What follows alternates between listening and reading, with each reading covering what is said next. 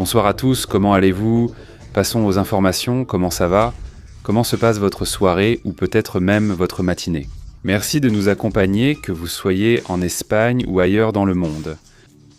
Nous commençons avec les informations, mettez un like, partagez, vous savez déjà comment nous soutenir et, il y a un peu de tout aujourd'hui. Aujourd'hui, le Pentagone est accusé d'être complice pour empêcher que l'information sur le sujet ufologique ne soit révélée. Cela fait partie de ce qui avait été exigé par Donald Trump, chose qui jusqu'à présent n'a pas été respectée, et aussi ce qui se passe actuellement en Iran. Il y a un rapport d'un ancien haut responsable qui révèle qu'en effet, l'intention de posséder des armes nucléaires est réelle. Nous examinerons aussi ces informations en détail, et d'ailleurs le porte-avions USS avance également. George H.W. Bush navigue vers le Moyen-Orient, ce qui laisse penser que la situation pourrait s'aggraver. C'est du moins ce que cela semble indiquer. Salutations à Nina Sol Garcia, à Edilcia, jusqu'au Panama. Un immense salut à toute la communauté. Un grand merci à 379 Arbita, à toute la communauté. Regardez, nous commençons avec cette information accompagnée d'une image surprenante, comme nous aimons commencer avec une image intéressante. Cela attire l'attention. Regardez comme c'est impressionnant, n'est-ce pas? Ce que nous voyons ici, c'est le sud de l'Arabie. Nous allons mettre en pause pour bien voir, bien apprécier tout cela. Vous voyez, regardez, c'est le sud de l'Arabie Saoudite, c'est un désert rempli de... Non, ce n'est pas de la neige, ça ressemble à de la neige, mais c'est de la grêle, une quantité impressionnante. Ce sont surtout des dunes de grêle, non? Exactement, il s'est formé des dunes de grêle, c'est quelque chose de rare. En vérité, ce n'est pas normal que cela arrive, mais ça laisse une image impressionnante. Ils affirment que, comme tu dis, c'est rare mais pas étrange ni courant, cela s'est déjà produit. Ce phénomène attire l'attention et je vais devoir le montrer. Pause, juste comme ça, de loin. Mais c'est le moment où un professeur, le professeur qui est au-dessus d'un jeune, est en train de le retenir avec une arme, non? La personne a essayé de tirer, non? Là, il y a une lutte et juste avant, la personne a voulu entrer. On le voit là. Au moment où il entre, il a une arme à la main à cette porte. Voyons si vous pouvez voir la porte de ce côté. Regardez, allons-y, faisons passer la vidéo par ici, par ici, par ici, par ici. De ce côté, il y a une porte. La voilà. Regarde, voyons quand la porte s'ouvre. Il coupe l'arme ou non? C'est bien comme ça qu'ils disent non, non. Et alors il commence à viser des personnes et de ce côté apparaît le maître, le professeur. Il réagit immédiatement et... il lui enlève l'arme. Tu es un héros sans cap. Cela s'est passé en direct. C'est le directeur de l'école, le directeur de l'Arkansas, Kier Moore. Il s'est jeté, il s'est précipité sur le jeune. Il a empêché, vous savez ce qui allait se passer là. Il allait commencer à tirer sur les gens. Aujourd'hui, il y a eu un cas, mais en Turquie, on en parle rarement. C'est toujours aux États-Unis. Dans le cas de l'Arkansas, environ 16 personnes ont été blessées. En Arkansas? Non, en Turquie, pardon. En Turquie, 16 personnes blessées. Bon, on a beaucoup parlé de ce sujet, on va en reparler tout de suite, mais regardez, c'est ce monsieur, en fait un monsieur normal, n'est-ce pas? C'est-à-dire, voilà, un professeur normal de son âge, pas américain dans son école, mais du jour au lendemain, il a fait la différence, n'est-ce pas? La réaction immédiate et aussi le courage, n'est-ce pas? Sans même y penser, n'est-ce pas?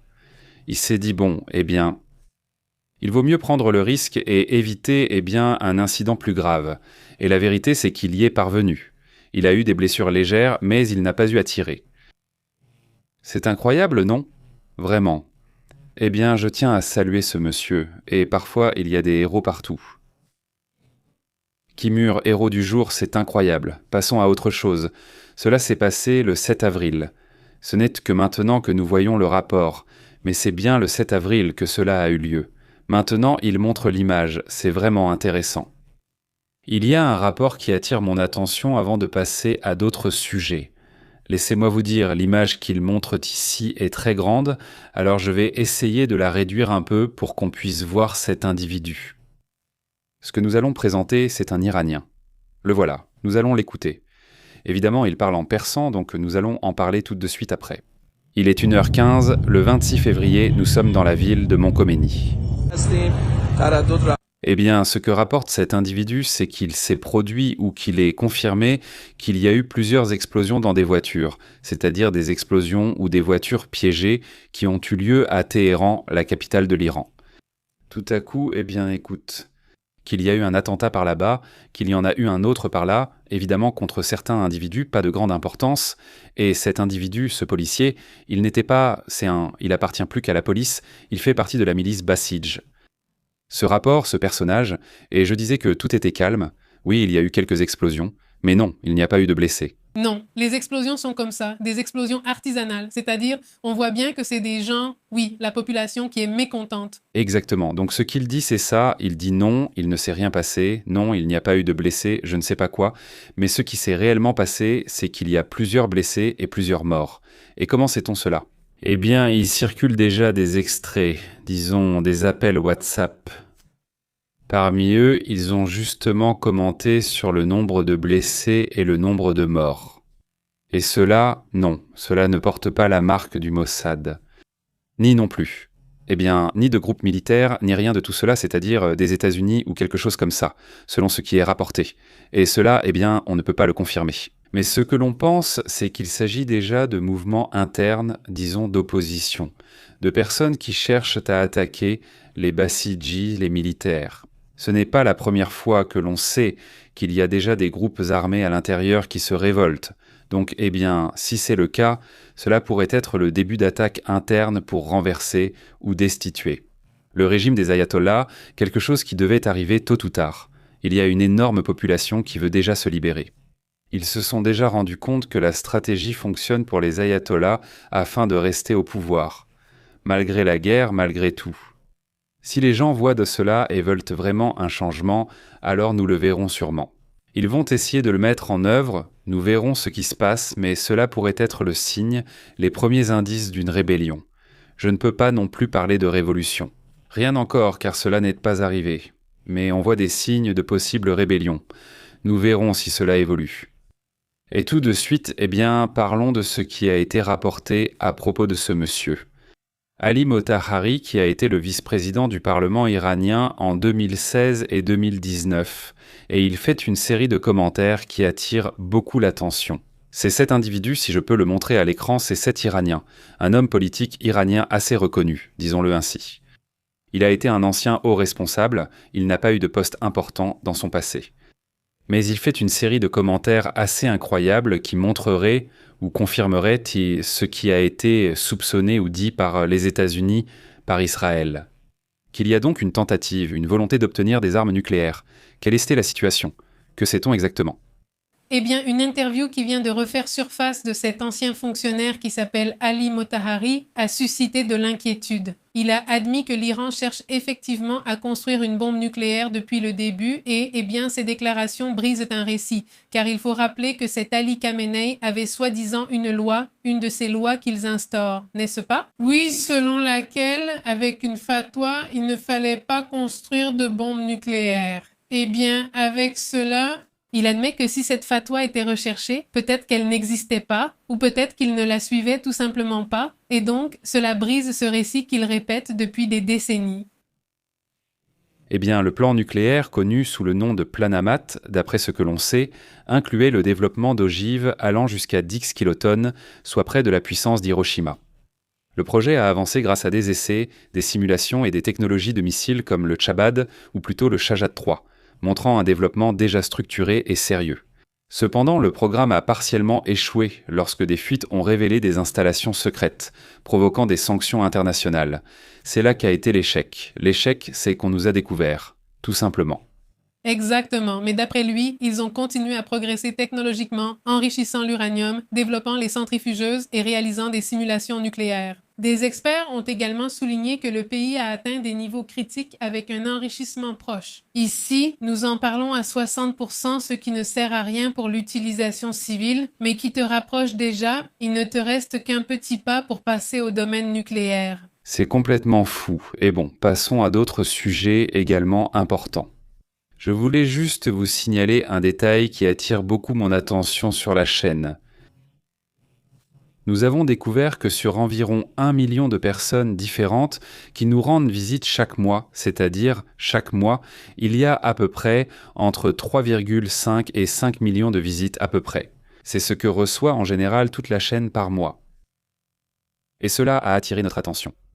Je voulais savoir quelle était la taille de la communauté qui participe, qui commente, et c'était vraiment surprenant. Il s'avère que c'est 0,4%.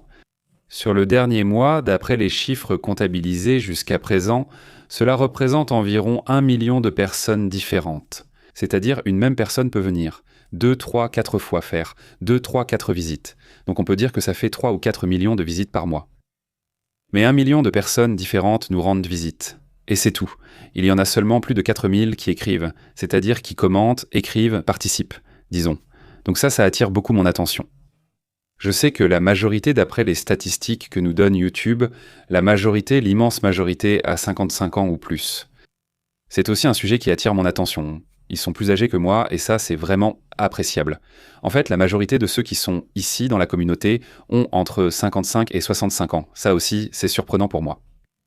Et puis, il y a un deuxième groupe qui est aussi assez important. Ils ont à peu près entre 35 et 45 ans. Ce serait le deuxième groupe, puis les plus jeunes.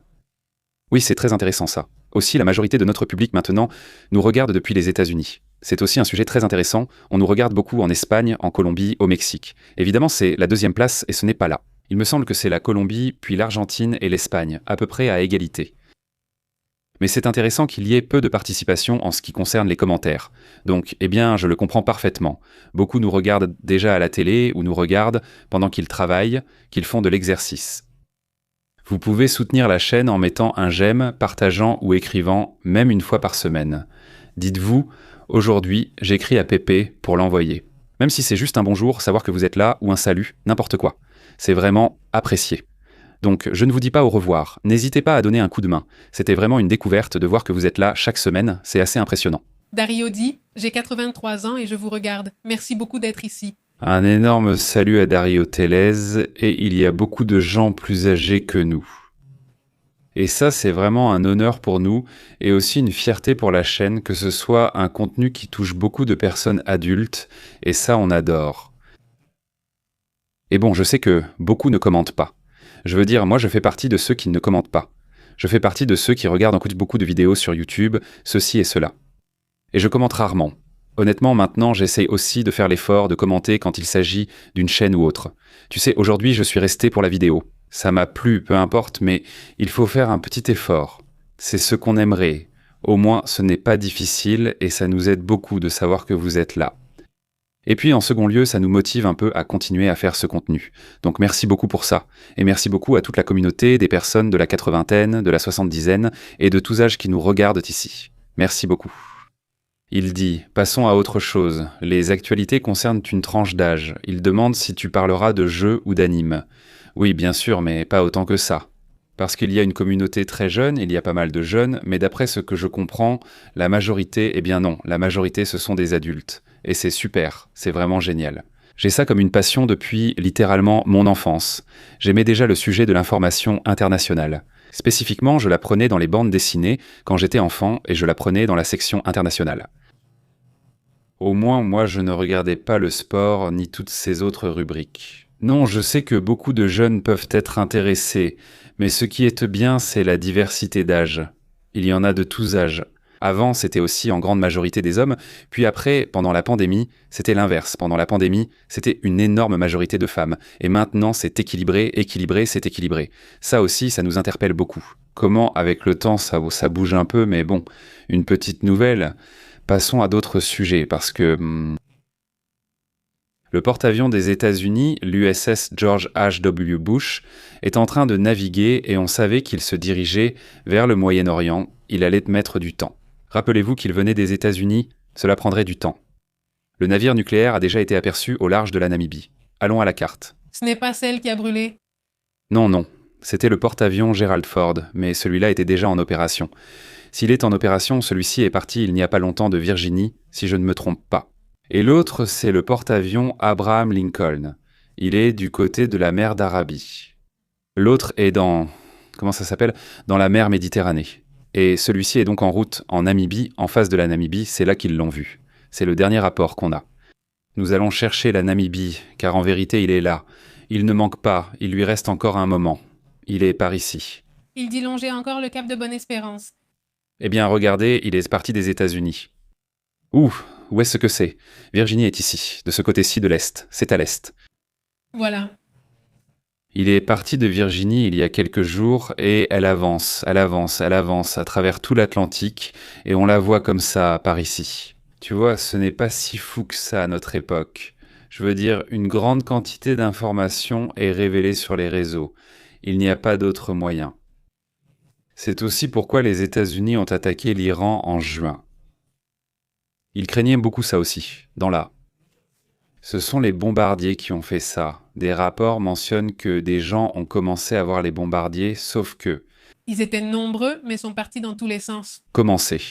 Exactement la stratégie. Imagine la dépense que tu dois faire pour envoyer des bombardiers dans plein de directions différentes pour tromper les gens qui prennent la photo et qui disent « Regardez, un bombardier ».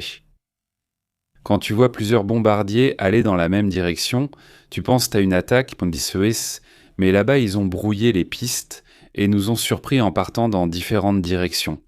On savait qu'il y avait du mouvement, mais ce n'était pas clair, que le mouvement allait par là, pas vers l'Iran. Donc on a réussi un peu ça, mais là il a dit, bon, évidemment le porte-avions ce n'est pas une surprise, mais s'il est dans cette zone, il a bien été repéré. Je suppose qu'il doit déjà être par ici, je ne dis pas ça parce que la nouvelle arrive, il le rapporte, on en parle ici, mais il avance, mais il lui reste encore un peu de chemin à faire. Regardez, il reste encore plusieurs jours avant d'y arriver. Il avance. Il faut rappeler qu'il ne va pas forcément dans cette zone du détroit. Non, il pourrait s'occuper de la question du Yémen. Il faut rappeler que le Yémen, ou les Houthis du Yémen, affirment qu'ils pourraient fermer ce passage si la situation continue de se compliquer. En fait, il y a déjà des signes qu'ils ont recommencé à opérer ici récemment, mais ils n'ont pas fermé ce détroit. S'ils le ferment, évidemment, la situation se complique. Il n'y a pas encore de signe clair à ce sujet, n'est-ce pas? Exactement. Toujours aucun signe de cela. L'US Abraham Lincoln poursuit ses patrouilles, comme le dit Pépé, en mer d'Arabie et dans le golfe d'Oman. L'US Harold Herford, celui dont j'ai mentionné que la cuisine avait brûlé, est déjà prêt à reprendre les opérations. Après cet arrêt technique qu'il a eu en Croatie pour régler le problème de l'incendie, eh bien, ce serait donc le 3e porte-avions présent dans la zone si l'arrêt se passe ainsi. Je comprends qu'il va dans cette direction, mais il évite pour l'instant les zones à risque. L'idée, c'est qu'il contourne, c'est-à-dire qu'il ne s'approche pas de la zone du Yémen pour éviter une attaque ou quelque chose comme ça. Bon, voilà. Julio Colomb me dit, et si je les vois il y a 6 mois, je les vois, mais presque toujours après que le direct soit passé. Mais j'essaye toujours de m'y intéresser, il y en a énormément. Il dit, éperdu, et il dit, et de temps en temps j'ai commenté. Merci beaucoup, merci beaucoup.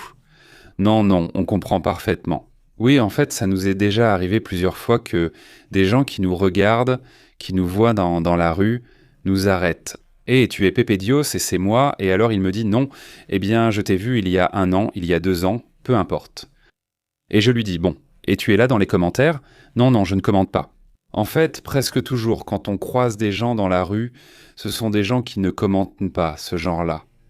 C'est comme ça. En fait, je me souviens de...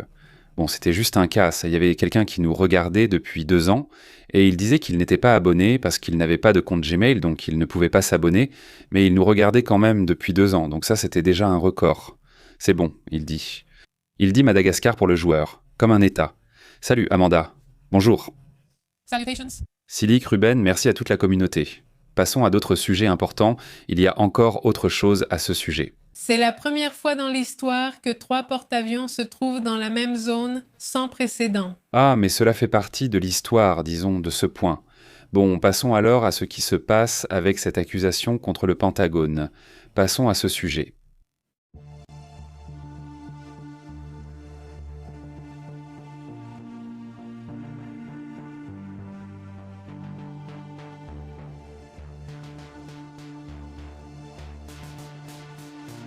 Eh bien, il y a une accusation portée contre le Pentagone et sincèrement, ils l'ont bien mérité parce que, je veux dire, aussi. C'est-à-dire, c'est Trump à qui l'idée est venue. Sincèrement, je crois que c'était juste pour brouiller les pistes, exactement pour ça. Exactement, mais il n'avait pas vraiment l'intention de diffuser quoi que ce soit. Diffuser les informations liées au secret ufologique. Et je vais vous dire pourquoi. Parce que le commentaire qu'a fait Avila, cet astrophysicien de Harvard, quand Trump a donné cette information, lui-même qui est un scientifique qui se bat depuis des années pour que l'information soit révélée, pour qu'elle soit divulguée, il est lui-même sorti pour dire « Ce n'est pas bon que les choses du Pentagone soient se révéler, parce que cela fait que d'autres pays connaissent les secrets et cela n'arrivera pas. C'est essentiellement ce qui a été dit. » Ils peuvent révéler certaines choses très censurées, mais s'ils révèlent des images, surtout des vidéos. Et on pourra connaître les capacités de filtrer l'information, les capacités, les vitesses, les capacités. Même, disons, des caméras qui sont même secrètes, c'est-à-dire qui peuvent détecter des choses qu'on n'imagine même pas. Ce sont donc des détails qu'ils ne révéleront pas car ils donnent trop d'informations. Du moins, c'était l'opinion qu'il avait à ce moment-là. Après, je ne sais pas si cela a changé, mais le Pentagone était confronté à cela. Oui, il y avait de l'agacement, car on sentait qu'une limite avait été atteinte. La patience des gens, parce qu'on avait donné des dates et des dates et des dates, et à chaque fois que la date arrivait, c'était reporté, encore et encore. L'ordre qui a été donné, qui a d'ailleurs été émis par la députée Anna Paulina Luna, députée républicaine, le 1er avril dernier, a fixé la date limite au 14 avril, c'est-à-dire aujourd'hui, et certaines informations devaient en être fournies. Il était censé y avoir 46 vidéos. Ici, nous avons parlé de 46 vidéos. Qu'est-ce qui serait très important venant du Pentagone ? C'est qu'ils les ont déjà, que soi-disant les membres du Congrès ont déjà vu ces vidéos et que cela n'affecterait en rien la sécurité nationale et tout ça, non ? Alors, ces vidéos incluraient des objets sphériques en forme de cigare, des objets de type tic-tac comme ils les appellent, qui sont blancs, comme une petite capsule de tic-tac pour la laine. Ce sont des choses, Selon les législateurs, le matériel pourrait révéler des schémas d'activité près des bases militaires et des zones de guerre dans certains enregistrements. Il montrerait des observations dans des régions critiques comme l'Iran, la Syrie et le Golfe Persique. Imagine un peu. Celui que nous montrons le plus souvent, la méduse, c'est le Golfe Persique. Le Golfe Persique, sauf erreur, est en Irak. C'est l'Irak, c'est en Irak. On mentionne aussi un incident assez grave où un objet aurait été abattu en 2023 au-dessus du lac Huron, qui, si je ne me trompe pas, se trouve au Canada, et il faudra enquêter. Mais le manque de réponse de la part du Pentagone a vraiment suscité l'indignation parmi les personnes qui attendaient ces informations. En plus, cela alimente le doute avec de nombreuses théories du complot, des théories de dissimulation. Et puis, il y a Anna Paulina Luna. La sénatrice a dénoncé publiquement que personne n'a répondu, c'est-à-dire qu'ils n'ont pas fourni les informations, ils n'ont rien envoyé. Elle suggère des défaillances internes ou des blocages délibérés d'informations. Et le président Donald Trump aurait soi-disant autorisé la déclassification de ces dossiers. Bien que nous ayons déjà parlé, il y a quelques mois, un enregistrement audio de lui a été révélé où il parlait avec une journaliste et disait cela. Il y avait des choses qu'il ne pouvait pas révéler, même en tant que président des États-Unis, certains documents qu'il n'a même pas le pouvoir de divulguer. Il ne l'avoue pas par honte de son impuissance, mais en réalité, ils ne peuvent pas tout révéler. Non, pas du tout. Et en plus, il y a aussi des choses pour lesquelles on ne leur donne pas d'informations. On ne leur donne tout simplement pas, et il y a des choses qui entrent dans une sorte de limbe. Que si le président l'apprenait, par exemple, ils devraient les dire pour ne pas avoir de problème juridique. Et ils ne le font pas pour qu'ils ne se retrouvent pas dans ce pétrin. Exactement. Donc il y a des gens proches. Il est censé savoir ces choses-là, mais lui, non. C'est-à-dire parce que s'il le sait, alors ça impliquerait des choses. Je veux dire... Cette histoire est un peu louche et on ne sait pas vraiment comment ça marche, mais c'est ce qu'ils disent. Maintenant, des témoins ont continué, ont insisté, ont dénoncé que ces images et ces vidéos auraient dû être révélées depuis des années. Ce n'est donc pas un sujet récent. Ça allait s'accélérer. Par exemple, il y a une deuxième vidéo de cette méduse. Non, c'est comme ça qu'ils l'appellent pour ceux qui veulent revoir la vidéo. Elles sont dans les vidéos précédentes ou aussi sur Twitter. Partout, il y a la vidéo d'une méduse qui ressemble à un objet qui se camoufle dans l'air, non ? Et qui passe devant une base militaire. Quand j'ai vu la vidéo pour la première fois, j'ai dit que c'est impossible. C'est vraiment incroyable. Ça te fait un choc, tu te demandes. Qu'est-ce que c'est que ce truc ? Quand t'apprends en plus que la caméra est une caméra thermique, pas une caméra ordinaire. Non, ce n'est pas une caméra ordinaire. Elle détecte des changements de température sur un objet qui ne ressemble pas à un objet, ça ressemble plutôt à une méduse, c'est vraiment le mot, et ça flotte comme si personne à la base ne s'en rendait compte. Ce qui était surprenant, c'est quand les officiers ont révélé que la vidéo était authentique. Les habitudes dont nous parlons, et quand nous avons vu ça, je m'en suis souvenu. L'astronome mexicain, qui est un astronome professionnel, ici, enfin, pas ici sur la route verte, nous envoie parfois des commentaires. Évidemment de façon anonyme, parce qu'il a un contrat qui l'empêche de donner des informations sur certains sujets publiquement, il ne peut pas le faire, mais pas publiquement. Et il nous parlait de ça. Il disait que lorsque tu observes certains endroits dans l'espace, tu vois des choses qui ressemblent à des méduses, qui ressemblent à des structures organiques. Ce n'est pas juste une seule chose. Ce n'est pas le genre d'objet habituel.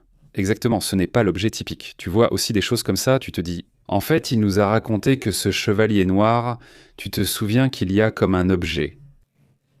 Exactement, il y a un objet qu'on appelle le chevalier noir, qui est un objet qui se trouve dans le ciel, et on pense qu'il est là depuis très longtemps sur Terre.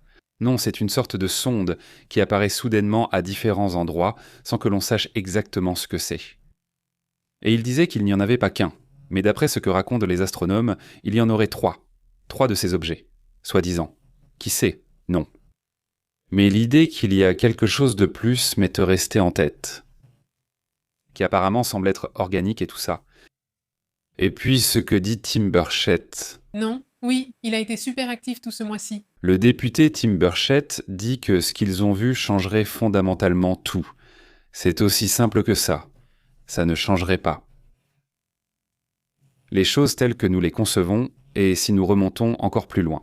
Et là, je vais vous recommander une série, et je vais la revoir avec un autre regard maintenant. C'est cette série allemande. Comment elle s'appelle? Celle où il voyage? Dark. Exactement. Elle s'appelle Dark. Regardez-la, s'il vous plaît. Beaucoup l'ont déjà vue, elle est très célèbre. Sur Netflix, elle s'appelle Dark. Et là-dedans, parmi ces rapports qui ont été publiés lors des audiences et tout ça, l'un d'eux ne considère pas ce Georges Napo de Vidrio, un des... Ensuite, je vérifie à nouveau et on en fait plus. On fera une émission spéciale là-dessus, mais laissez-moi revoir Dark parce que je veux me rafraîchir la mémoire. Donc, Entonces, je veux savoir à quoi il fait référence, parce qu'il dit que le phénomène OVNI n'a rien à voir avec des gens venant d'autres endroits ou d'autres planètes, mais que c'est plus lié à ce qui se passe dans Dark, disait-il.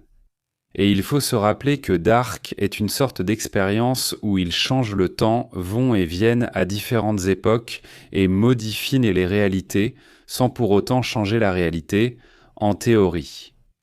Je ne veux pas spoiler, je m'arrête là, mais c'est comme ça. Voilà le sujet. Donc ce qu'ils disent, c'est que ce phénomène ressemble plus à ça qu'à la conception classique d'un petit être venu d'ailleurs dans l'univers. Eh bien, c'est très intéressant. L'accusation est intéressante, surtout quand on pense que Donald Trump a ouvert la bouche et a dit qu'il fallait révéler, qu'il fallait diffuser toutes les informations sur le sujet, ce qui n'est pas arrivé. Et il semble que ce soit loin d'arriver, malgré le fait que le Congrès l'exige et fixe des dates qui ne sont pas respectées. Ce n'est pas la première fois qu'on réclame la publication de certaines informations sans résultat et le temps passe. Passons à une autre information importante.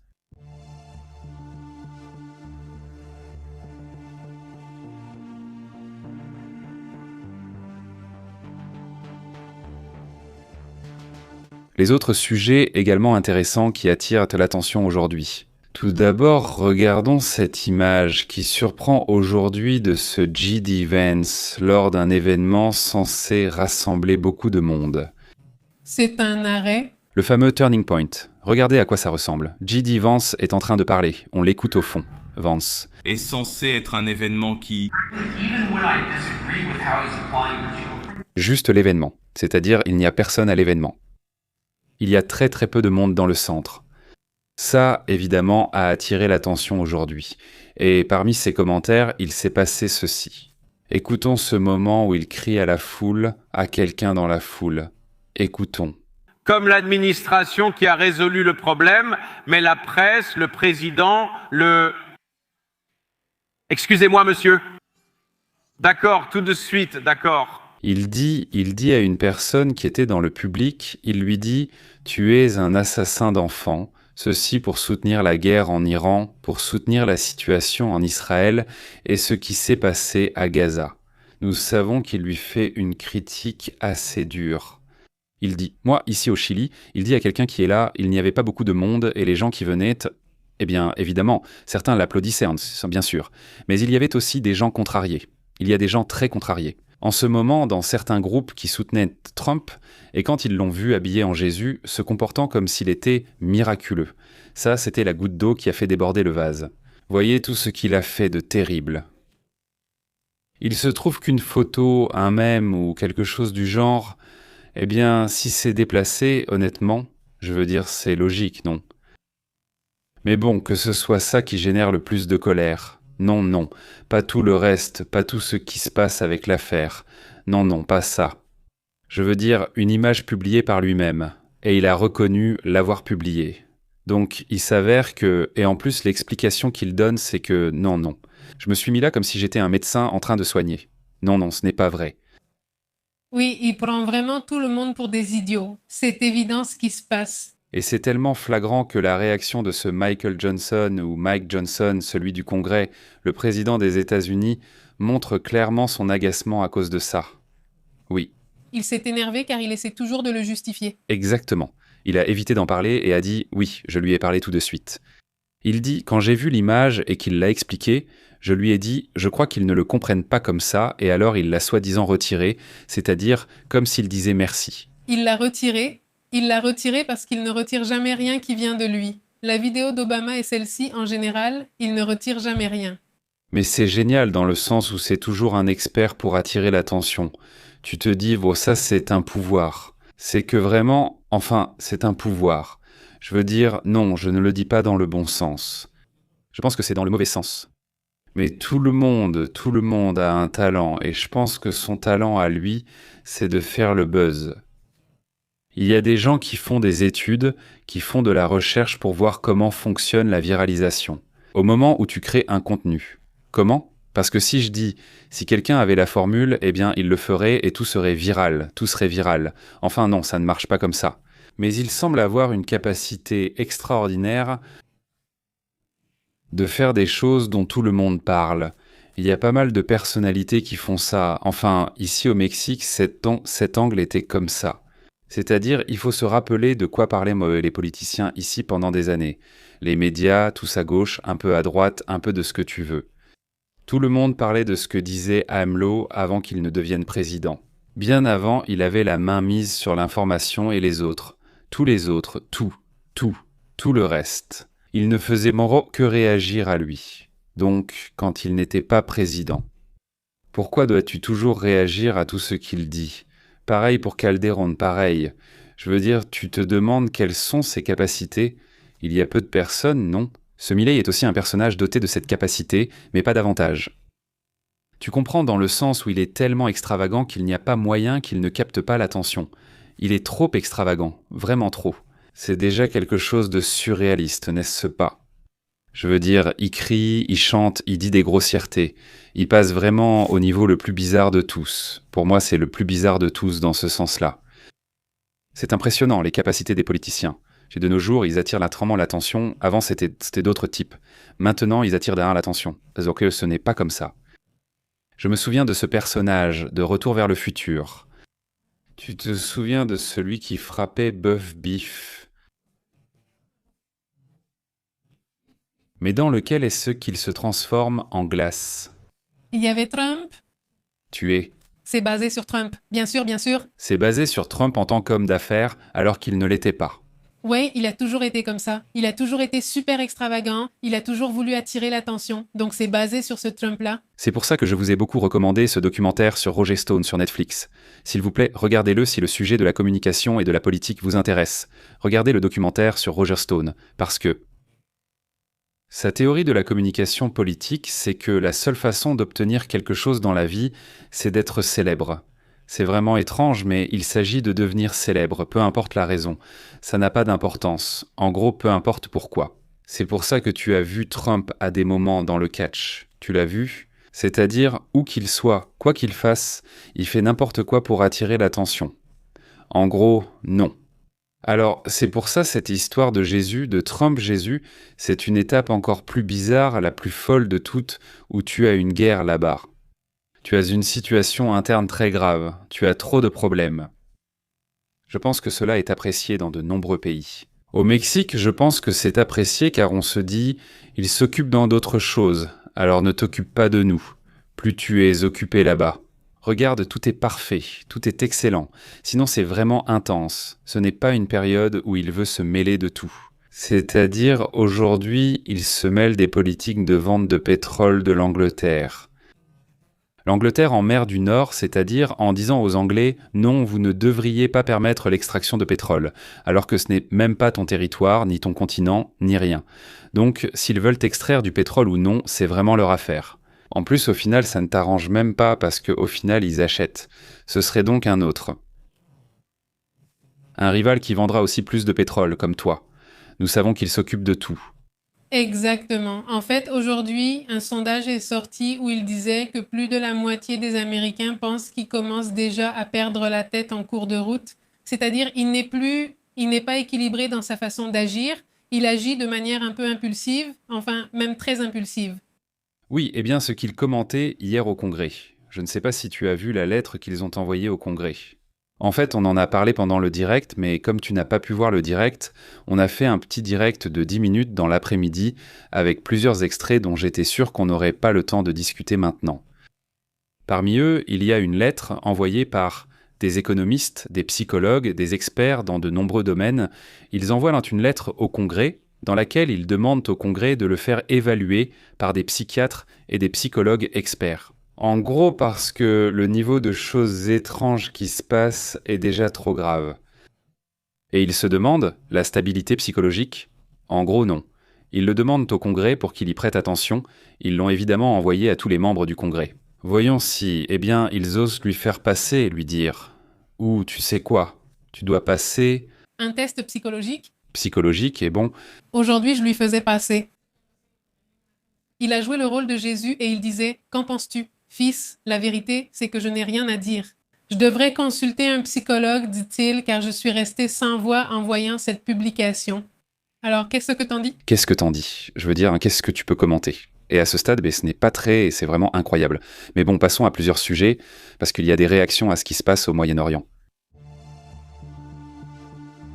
Tout d'abord, il y a une idée de la part du Pakistan où ils veulent prolonger le cessez-le-feu, non pas à 2 semaines, mais à 45 jours, c'est ce qui se passe.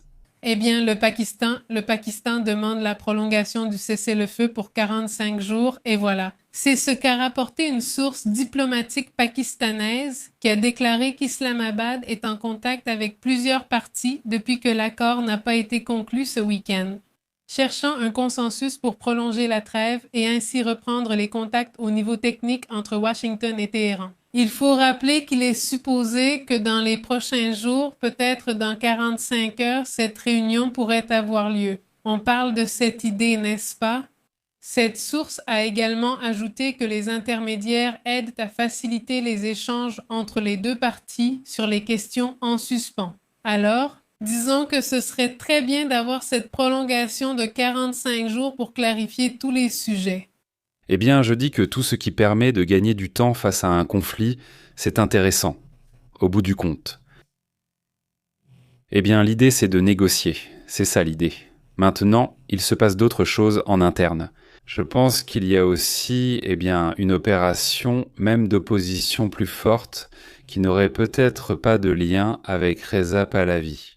D'après ce qu'ils disent. Parce qu'il semble que non, ce n'est pas ça, non.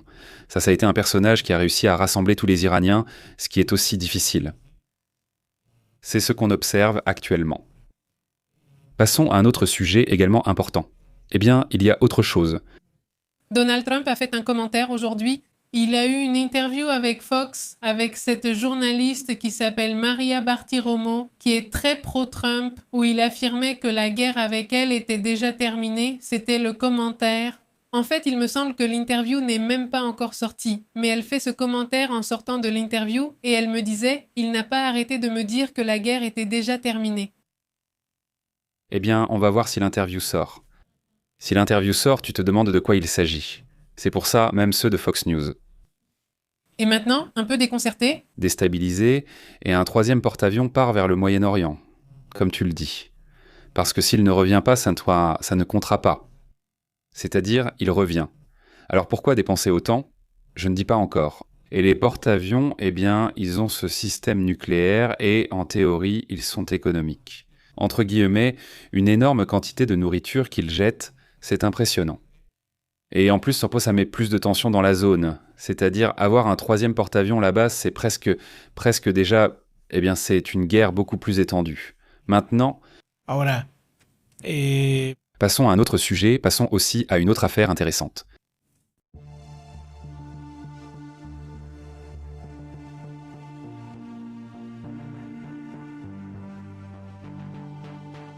Et un rapport aussi qui attire l'attention. Aujourd'hui, il a été dit de la part de l'Iran que 6 navires avaient été relâchés, que 6 navires étaient de revenus, 6 navires qui apparemment étaient passés. Non. Ils ont dit que 6 navires étaient passés. Oui, exactement.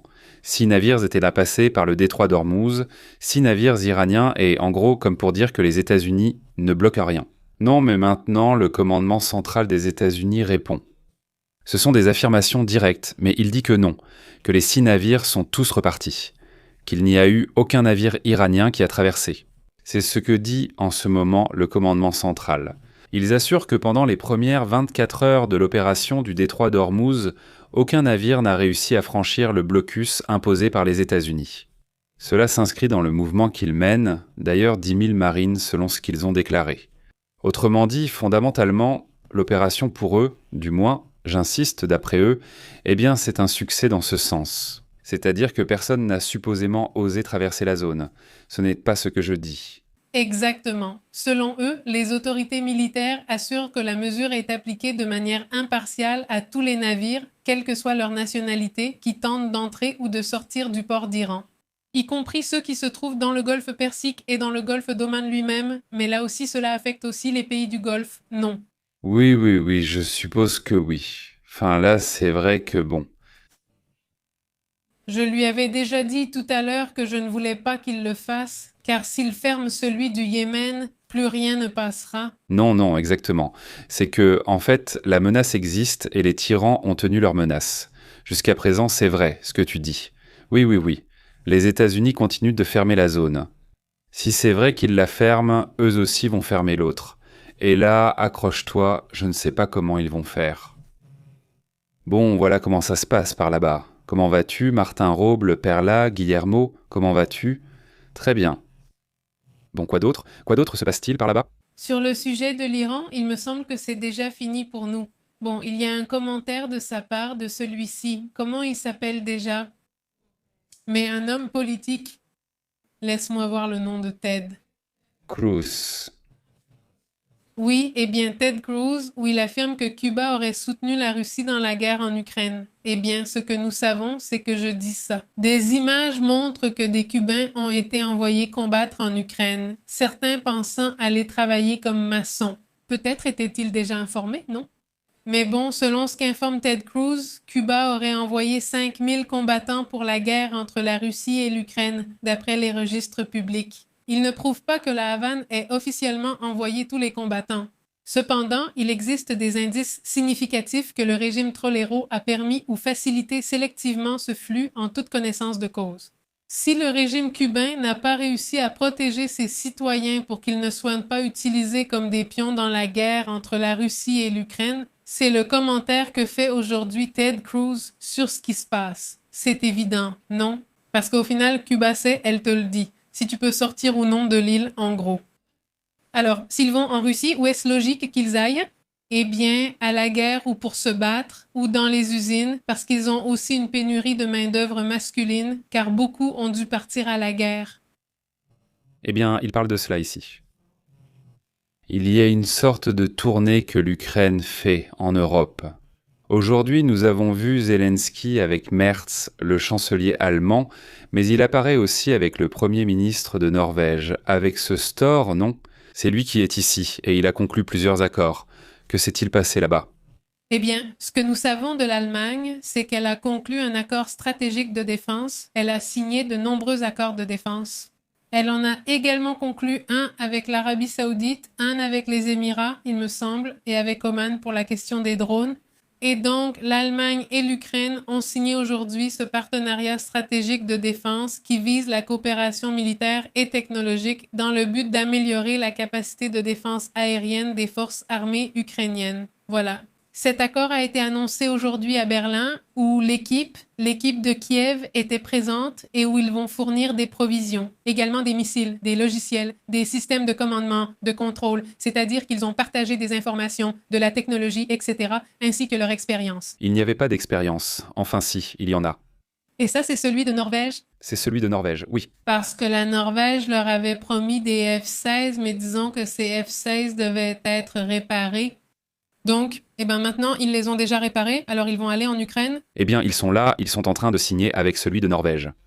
C'est très intéressant ce qu'il disait aujourd'hui. On parlait du sens d'avoir. C'est-à-dire, c'est nécessaire. Que si nous allons faire partie de l'Union européenne ou de l'OTAN, il faut en être membre à part entière, parce qu'il le voulait, pas que ce soit à moitié, pas comme si oui, mais en fait non. Il a dit « Voyons, supposons que je vous envoie. » C'est-à-dire à moitié, à moitié?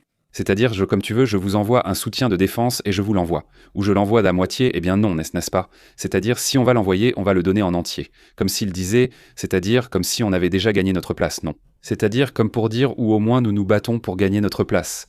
Bon, passons à d'autres sujets aussi intéressants. Regardez, j'ai reçu cette information et ça a vraiment attiré mon attention. Il n'existe pas de rapport officiel sur le sujet et je vais vous le corriger parce que ce n'est pas le bon, mais je le mentionne car cela circule.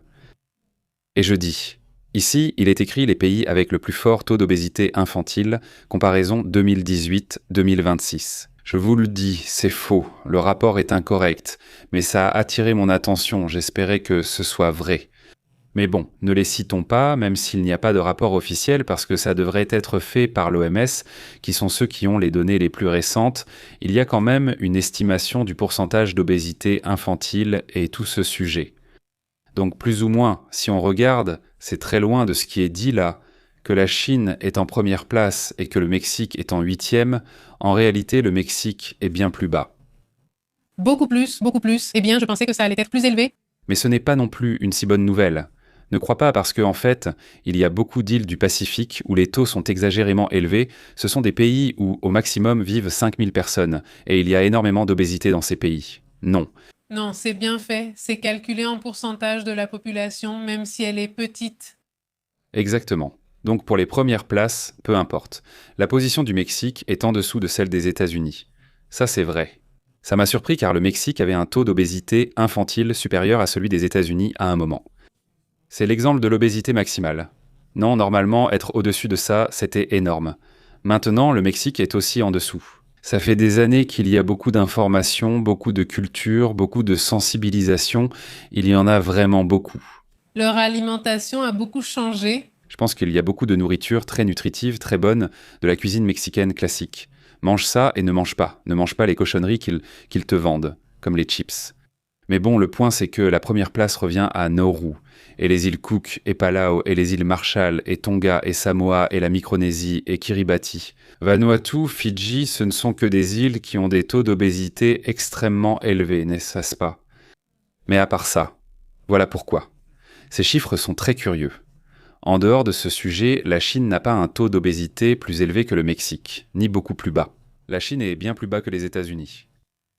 Oui, il y a de l'obésité en Chine, et elle a augmenté, mais ils sont encore très loin de ce qui se passe ici, à part les pays que je viens de mentionner. Là, les États-Unis sont en première place et le Mexique en deuxième.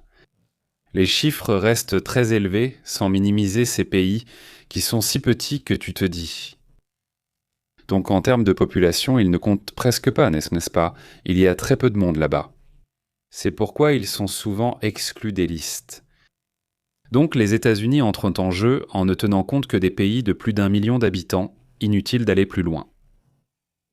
Les États-Unis sont en première position. Dans ce cas, le Mexique serait en deuxième position, ce qui reste très élevé. Et ensuite, il y a la Nouvelle-Zélande, le Royaume-Uni, l'Égypte, l'Arabie Saoudite, et là, il y a beaucoup plus de pays. Mais il n'y a même pas l'Inde, et quand j'ai vu le rapport, j'ai dit « l'Inde ». Eh bien, je ne sais pas, la Chine a vraiment attiré mon attention. Oui, oui, le problème augmente, mais c'est loin, c'est très loin. En fin de compte, ils contrôlent très bien ce genre de situation. Ce type de problème, vu le type de gouvernement qu'ils ont et la manière dont ils gèrent les choses. Oui, oui, le problème a augmenté, mais ce n'est pas au-dessus des États-Unis. Au-dessus du Mexique, ce n'est pas un problème. Malheureusement, ici, c'est encore très marqué. Et même s'il y a des changements, eh bien, je veux dire, même si on baisse un tout petit peu, c'est déjà important. Mais le problème de l'obésité infantile est très grave. C'est vraiment terrible. Et parce que c'est le facteur de mortalité précoce, de cancer, de beaucoup de maladies. Donc oui, c'est un sujet qui inquiète beaucoup, surtout quand il s'agit d'enfants, parce qu'en étant enfant, tu es en train de t'assurer que ta tendance restera très probablement la même toute ta vie. Oui, oui, oui. C'est quelque chose dont il faut toujours vraiment prendre soin. Il ne faut pas que les enfants aient ce surpoids parce qu'après, pour eux, à l'âge adulte, la vie va être très compliquée. Extrêmement compliqué, ça se complique, mais bon. Voilà le classement qui a circulé dernièrement. Ça m'a beaucoup interpellé, j'ai trouvé ça très très intéressant. Mais bon, c'est la dernière information. Maintenant, l'OMS avertit qu'il faut déjà des politiques plus strictes, non? Mais bien sûr, personne n'y prête attention. On en parle, mais ce qu'ils disent, c'est que ce qui a été démontré, c'est que les pays qui ont mis en place des politiques plus agressives contre la malbouffe et tout ça ont effectivement vu leur taux baisser considérablement. Pendant. Le vrai problème, ce ne sont pas les tacos, mais les céréales, les viennoiseries et la nourriture ultra transformée. Heureusement. L'excès, c'est le souci. Si tu fais du sport et manges sainement le reste du temps, tu peux t'accorder une viennoiserie une fois par semaine. Par exemple, la question des céréales. On dit toujours que les gens doivent prendre des céréales au petit déjeuner, que c'est sain, alors que ça provoque un pic de sucre impressionnant. Oui, sinon ce n'est pas l'idéal à cette heure. Ce n'est pas que je ne le dis jamais, mais là, on parle des céréales pour enfants. Oui, mais par exemple, un peu d'avoine. Ah, mais l'avoine, c'est autre chose. Je parle des céréales industrielles en boîte. Les sucrés, Les céréales sucrées, c'est un pic de sucre impressionnant. C'est avec ça que nous, les enfants des années 80 et 90, avons grandi. nous avons vécu. Nous avons survécu vraiment. Et le sang, Le mendiant est en string. Je veux dire, avant, nous avons survécu à d'autres affaires intéressantes.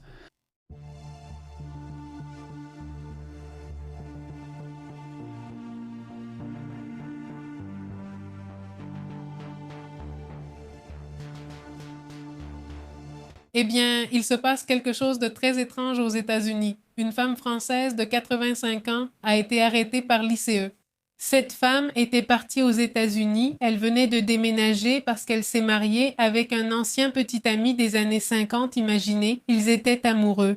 Pour une raison quelconque, ils se séparent, puis se retrouvent. Elle voyage aux États-Unis à plus de 80 ans et l'épouse. Et maintenant, l'ICE la détient, imaginez-vous. Quel âge a-t-elle? 85 ans. Je pense qu'il voulait la carte verte. Eh bien, il est tombé amoureux. La dame voulait retrouver son petit ami. Je connais sa vie. En 1950, il part aux États-Unis et là, il l'arrête.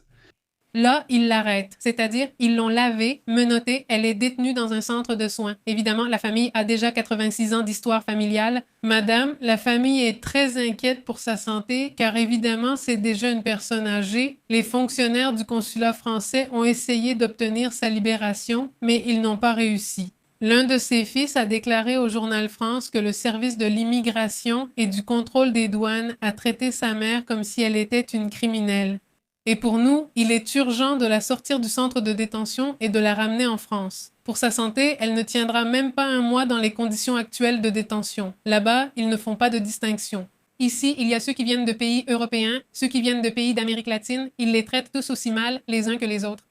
Il y a aussi le cas d'une dame canadienne avec sa fille de 5 ans qui voyageait aux États-Unis et qui ont été arrêtées, et elles sont également détenues dans un centre de ce type. Il a dit que ni lui, ni sa sœur, ni son frère, donc ils sont 3, n'ont pu avoir d'informations sur elle, on ne les a pas prévenus. Elle a de graves problèmes cardiaques, ainsi que des douleurs au dos, et elle est détenue avec environ 70 autres personnes dans une sorte de ces box ou cages qu'ils ont là à l'ICE. Bon, voici le sujet, une affaire vraiment terrible. Je me souvenais du cas de Nancy Guthrie, donc demain on fera une mise à jour sur son évolution, d'accord ? Et puis il y a eu des détails curieux, mais demain on mettra tout en ordre, on en parlera. Peu de changements, en vérité. Mais bon, c'est le cas de... Eh bien, Nancy Guthrie 1. Une bonne mère, écrivaine et mère d'une animatrice connue chez USA Today.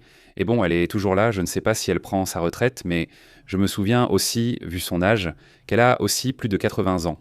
Oui, en plus avec des problèmes de santé, parce qu'à 80 ans, on peut être là, mais on peut aussi être en bonne santé. Beaucoup de gens le sont et continuent leur vie. Regarde, l'autre jour, il y avait le sujet de la vidéo, je crois, non ? Ceux du magazine Business Insider ont fait un reportage uniquement sur des personnes de plus de 100 ans sans traumatisme de ce genre. Et c'est très beau parce qu'il était comme ça, tu vois, et 5 ou 6 personnes, et il les interviewait. Sur ce qu'était leur vie, non ? Et ils sont en train de les interviewer, de les interroger, et le monsieur de 100 et quelques années, ils l'ont interviewé, et c'est bien, mais ils vont faire un tour, et ils partent encore faire un tour en voiture, le monsieur conduisant sa voiture, 100 et quelques années, conduisant sa voiture comme si de rien n'était, en conduisant bien. Et puis une autre dame, 107 ans, afro-américaine, qui faisait des commentaires et avait une agilité mentale incroyable. Donc non, ma vie ici avec mon mari. Elle a vécu parce que son mari est déjà décédé. Elle s'était mariée pendant 85 ans. Elle en a plus. La semaine précédente à l'entretien, elle avait enterré son fils de 85 ans, c'est-à-dire que son fils est décédé à l'âge de 85 ans, donc à un âge déjà avancé, et la mère était encore là. Elle est encore en vie et en plus la dame est super agile. Elle dit « Excellente sélection et interview de votre part ». Mais cela devient la réalité d'aujourd'hui. Les gens vivent plus longtemps et vivent bien. Beaucoup de gens atteignent des âges qui étaient auparavant difficiles à atteindre. Tu ne les vois plus à 102 ans. Non, ils ne ressemblent pas à ça. J'ai la vidéo, je te l'enverrai si je la retrouve par ici. Mais c'est vraiment hallucinant parce que tu vois comme celui-ci. Et Comment imagines-tu quelqu'un de 100 ans ? Peut-être qu'une personne semble vraiment avoir 100 ans, mais les autres paraissent plutôt 80 ans. Oui, non. La vérité, c'est que oui, La dame là et le monsieur de 100 ans. Celui qui conduisait, oui, c'est... je ne me rappelle plus le nom de la vidéo. el video. Bon, on va le mettre tout de suite, parce que c'est vraiment incroyable. L'affaire, je veux dire, le reportage. Et ils ont plusieurs reportages sur des gens de 90 ans qui concourent au niveau international, qui participent à des compétitions sportives. Et moi, je trouve ça fou.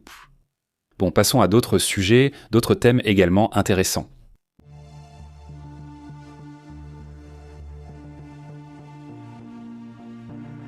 Eh bien, on est en train de faire le point sur le séisme dont nous parlions hier, n'est-ce pas? 5,7 là-bas au Nevada. Eh bien, ce séisme a déjà généré plus de 100 répliques et il a été assez puissant. Après ce séisme, nous avons vu ces 100 répliques et l'épicentre se situe dans un endroit appelé Silver Lake, à l'intérieur de la zone géologique connue pour sa grande instabilité. La tectonique, on commence déjà à voir, selon les experts, ce qu'on appelle un étirement, c'est-à-dire qu'une fracture est en train de se produire. C'est-à-dire, il y a les fameuses failles et c'est celle-ci qui en est responsable. Éloignée, en plus, ce phénomène se produit dans une zone sismique appelée Walter Lane, l'une des plus actives de l'ouest des États-Unis.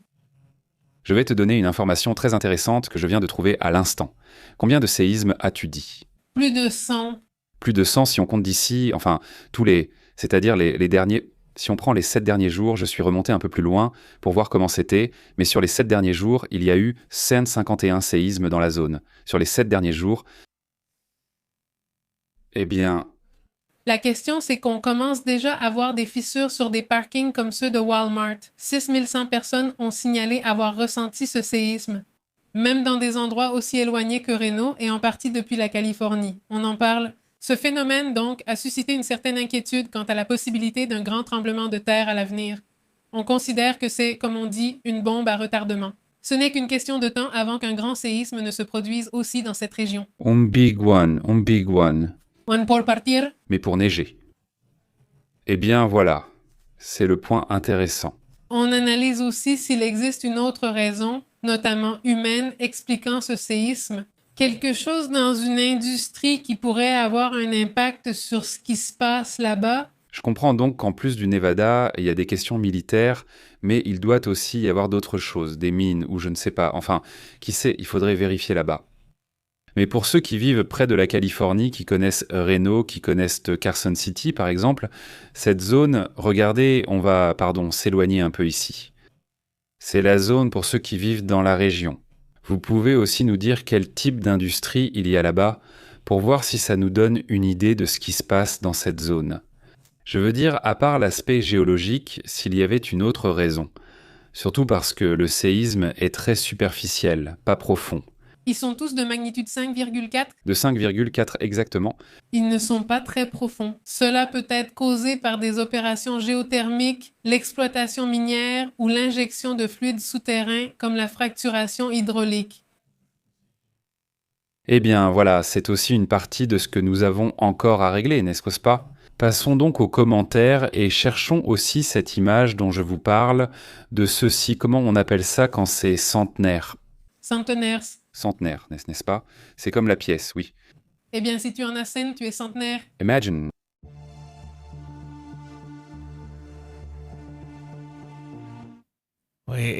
Allons voir les commentaires. Vous vous souvenez de ce Kurt Russell ? Oui, l'acteur, non ? Il joue un personnage qui apparaît dans une série d'Apple qui s'appelle Monarch. The Monster Legends ou quelque chose comme ça, ou la légende des monstres où apparaissent Godzilla et King Kong et tout ça. Mais il y a un bon casting à part lui, n'est-ce pas ? Il y a un bon casting et c'est intéressant, c'est innovant, et ils y mettent du suspense, du drame, c'est-à-dire qu'il y a un peu de tout. Les protagonistes sont donc japonais et américains, non ? C'est comme une combinaison intéressante. Kurt Russell est aussi un personnage important, et je m'en suis souvenu parce qu'il est censé avoir 90 et quelques années là, non ?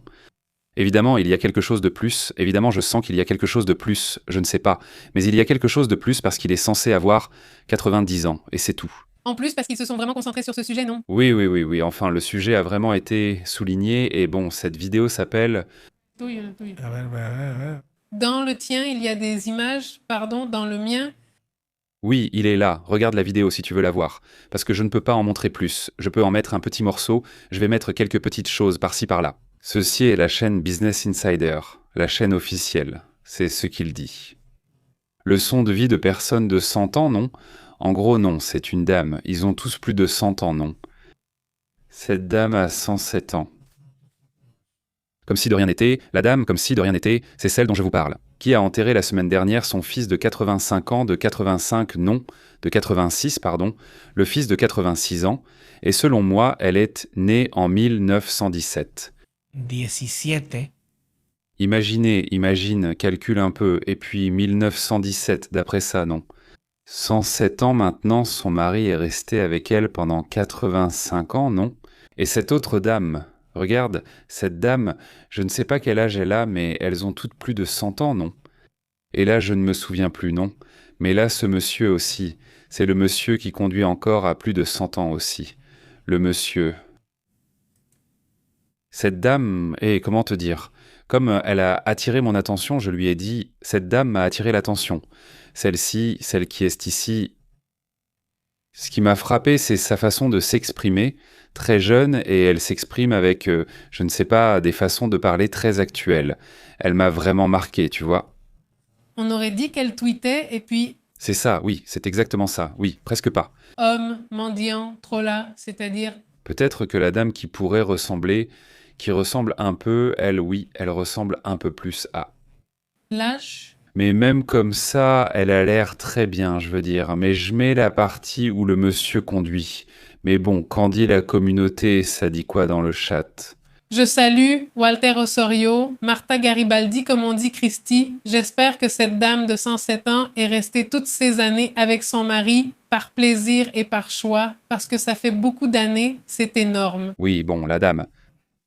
Bon, regardez la vidéo et dites-moi. Moi, je pense que oui, mais je ne sais pas. Je pense que oui, mais peut-être que... Je crois que oui. Oui, je crois que ça a déjà été 85, je pense que tu es là par choix. Je suppose, je ne sais pas s'il ne tient pas le coup, mais ce monsieur-là regarde en train de conduire comme ça. Le monsieur a l'air très bien, mais il est super. Super. J'avais vu une vidéo d'un homme de 100 ans conduisant, mais celui-ci, c'est vraiment le classique. Ils conduisent tout collés. Tu te dis, regarde-les. C'est un documentaire, voilà. Je dirais que c'est plus comme un format reportage, mais ça dure 15. Combien ça dure ? Ça dure 15 minutes. Oui, ce petit film est un reportage similaire à ceux de DW ou de Business Insider. Oui, exactement, exactement. Je vous mets quand même le lien, mais bon, il ne veut pas regarder. Et il s'éteint les cheveux? Oui, non. En fait, je crois que c'est une perruque parce que, bon, les Afro-Américaines portent souvent des perruques, donc il y a de fortes chances que ce soit une perruque. Salutations à Sylvia Matadi Marcos, qui paraît aujourd'hui avoir 80 ans. Oui, c'est impressionnant. En fait, Pépé m'a dit, car je ne l'ai pas vu, à vrai dire, je n'en ai pas eu l'occasion, j'avais oublié. Il m'a dit qu'ils se sentent comme s'ils avaient 80 ans. Quand tu as 100 ans. 80 paraît jeune, c'est 20 ans de moins. Oui, c'est ça. C'est comme dire que je me sens comme si j'avais 20 ans. Non, juste... La série que je regarde le plus, c'est The Voice. Comme ça, je n'ai aucune idée de quoi ça parle, mais c'est la numéro 1. Super, c'est super populaire. Pépé a commencé à la regarder avec... On continue à la regarder, c'est juste en pause, mais oui, je la regarde en télétravail. Non, il y en a d'autres qui ont été supérieures, non. Mais c'est celle des super-héros, non? Oui, celle des super-héros. Non, mais elle est bien, elle est bien. Il y a juste un personnage qui se fait un peu attendre, c'est vrai. Enfin, elle est bien, mais... Ah. Bien sûr, parce qu'il représente tout ce groupe, oui. Oui, soudain cet art... Ce personnage, il débarque vraiment fort cette saison, non? Oui, oui. Salutations à Pantherita, ce 15 plus 15, salutations Pantherita. Salutations Pantherita, je m'en suis souvenu tout à l'heure quand Pépé a dit ça, enfin, ce n'était pas Christy, c'était à propos du mari. Je me suis rappelé cette actrice, comment s'appelle-t-elle, celle que tu adores? Celle-ci? Scarlett Johansson. Elle en était déjà à 2 ou 3 mariages, mais très peu avec celui-ci, celui qui est très controversé et qui joue dans One Better After Other, le militaire. Qui non. Je ne sais pas, One After Other? Oui, oui, oui. Lui, le coprotagoniste, le méchant? Penn. Sean Penn, elle s'est mariée avec lui. Ah non, pendant 1 an, 2 ans. Ah non, mais elle est de nouveau avec lui. Il a été son petit ami. Il a été son petit ami. Non, attends, non, il a aussi été son petit ami, je me souviens. J'ai vu les photos. Sans blague. Je te jure, cherche sur Internet, mec, vévéreux. Il est super vieux pour elle. Non, mariée à Ryan Reynolds, puis elle est sortie avec lui et je l'ai suivie. Voyons, comment il s'appelle? Non, c'était Scarlett Johansson, pas Sean Penn. Elle s'est ensuite mariée avec quelqu'un, et maintenant elle est mariée à un membre de Saturday Night Live. Et elle disait à un moment donné que les humains ne devraient pas rester mariés plus de 15 ans avec quelqu'un. Non. Non. Idiot. Non, non, non. 4 ou 7. Non, pas 4 ou 7. Non, non, oui. Non, non, plus, non, imagine. Oui. Oui, oui. Regarde, elle a passé 3 mois avec lui. Fou. Je ne le savais pas. Je m'en souviens car j'ai vu des photos d'elle décoiffée au restaurant. Oui, ça se voit. Enfin, ah. Beaucoup de différences. Oui, on voit beaucoup de différences, non? C'est impressionnant. Je veux dire, mais ton papa, oui. Oui, oui, oui, non, non. Je veux dire, Je comprends que, enfin, ce champagne s'entretient vraiment bien. Franchement, même maintenant, même en ce moment, physiquement, il a l'air impressionnant. on dirait que ce papa est très intense. Oui, non, sûrement. Non, pas du tout. Non, très intense. Il est très intense. Oui, oui, oui. Mais c'est aussi Carly. Je pense qu'elle est très détendue. On m'a dit, si tu partages un petit déjeuner en live avec elle, elle est vraiment relax. Salutations à Sergio Garcia, il dit la matière et l'antimatière de l'eau. En abordant des sujets plus intenses, Sergio Garcia dit la matière et l'antimatière existent parce qu'il existe une troisième espèce trinitaire, semblable au corps, à l'âme et à l'esprit. D'accord. Ok. Très intéressant ce Francisco Garcia. Si ce blond est la parodie de Trump, alors c'est la voix qui compte. Oui, la voix. Il incarne ce marché. Oui, 40 et 20, et tu te rends compte, Ryan Reynolds, et elle a été mariée un petit moment avec Ryan Reynolds. Avec Ryan, c'était une jeune femme, non? Oui, je crois que oui. Oui, bien sûr que non. Di Perla, en Argentine, nous avons Myrta Legras, 98-99 ans, c'est une actrice. Mentionné, oui. Elle anime une émission d'actualité où l'on déjeune et elle invite des gens à sa table. Elle est super lucide et en pleine forme physiquement. Eh bien, tu vois, les personnes dont nous avons parlé, ce sont déjà des gens âgés, comme 90, 100 ans et quelques. Non, nous nous sommes rendus compte que si tu restes actif, tu restes lucide. Le problème survient quand les gens restent à la maison, sans travail ni activité, et finissent par se perdre. S'il garde une activité à la maison ou ailleurs, peu importe, mais je lui dis d'être actif dans quelque chose. Ceux qui restent enfermés, qui ne sortent pas, qui ne font rien, eh bien oui, ils s'en vont. Mais beaucoup qui sortent, qui vont à des activités avec des amis, qui prennent des cours de chinois, qui prennent des cours de je ne sais quoi. Tout cela les aide à rester très lucides. Bien sûr, oui, les écureuils ne bougent pas. Des choses nouvelles, des choses nouvelles, des choses nouvelles. Oui, oui, oui. C'est-à-dire, Le contact avec les jeunes aussi est super important. ce n'est pas, comment on dit, ne pas rester dans sa zone de confort, non? Enfin, oui, ce sujet est vraiment très important. Oh là là, elle ignore ce qui arrive à son père. Quelle chance il a. Je veux dire, non, il n'est pas moche, n'est-ce pas? Je ne dis pas qu'il est moche, mais oui. Enfin, je n'aime pas qu'il soit trop intense. Salutations à Gus, qui dit qu'on laisse un peu d'oxygène à ceux d'entre nous qui ont 80 ans. Salut Gus. Salutations. À Ruben Williams, l'Argentin, comme déjà mentionné, salutations, c'est un autre commentaire d'une autre personne. Salutations à Panterita, qui dit que cela fait 1 semaine qu'il est en fleurs, mais de Sampasuchil. Je n'avais jamais entendu celle-là. Salutations à Jalala qui dit « Bonsoir communauté, plein de bonnes ondes et de bons vœux. Salutations Jalala. Salutations, Jalala. Celui du château a toujours trahi en rencontrant Chepo Bouddha. Tu te souviens? Oui, » Non, non, c'est que ce gars-là, c'était mal vu là-bas. ce gars-là est prêt à tout pour obtenir ce qu'il veut. Il est prêt à tout. Salutations à... Il dit oui, oui avec Ryan Reynolds. Tu dis son épouse actuelle, Blake Lively, était la fan des règles. Oui, oui. De Ryan Scarlett. Elle était fan. Comment a-t-il pu faire ça à une femme aussi magnifique? Comment? Oui, enfin, tu ne connais pas le gars. Non, je ne sais pas. Enfin, Blake Lively est, enfin, libre, ou comme on dit. Oui, c'était comme une amie, et puis elle s'est immiscée et les a séparés.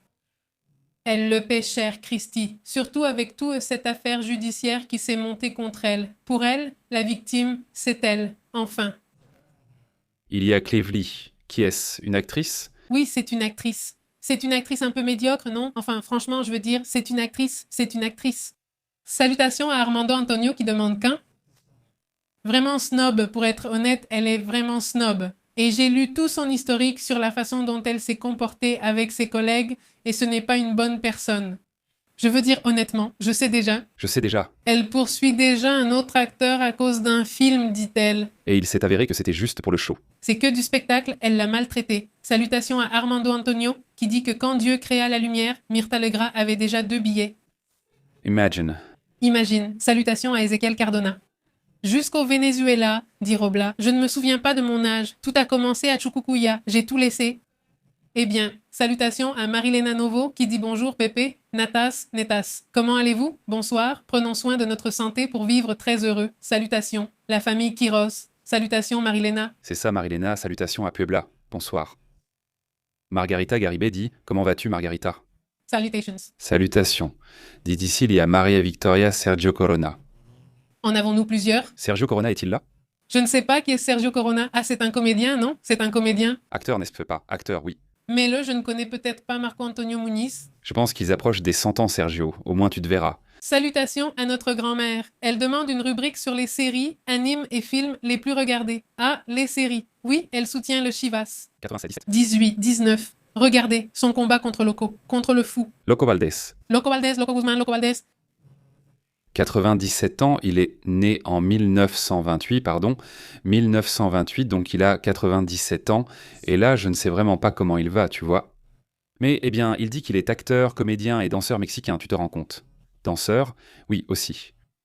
Sergio Corona. Salutations s'il nous regarde, car il fait partie de notre public, de notre créneau, n'est-ce pas? Non, ce serait intéressant car nous allons sûrement avoir, ou avons déjà eu, quelqu'un de 100 ans. Eh bien, tout le monde vieillit, alors nous aurons toujours un nouveau public. Nous y allons tous. Comment ne pas être d'accord? Bien sûr, oui. Salut-le de ma part. Comment vas-tu? Il est bien au Costa Rica. Tu sais qu'il y a quelqu'un qui nous a, je ne sais pas, enfin qui nous a dit que son père, ou sa mère, je ne me souviens plus, avait 98, 99 ans. Je ne sais pas si elle a atteint les 100 ans, ou si elle avait plus de 100 ans, et elle nous envoyait encore des salutations ou des choses comme ça. Oui. Oui. Oui, bon, salutations à Sema qui nous regarde depuis le Nicaragua. Comment vas-tu? À Ed et la Bruma, tu nous regardes depuis la Floride. Salutations. Salutations.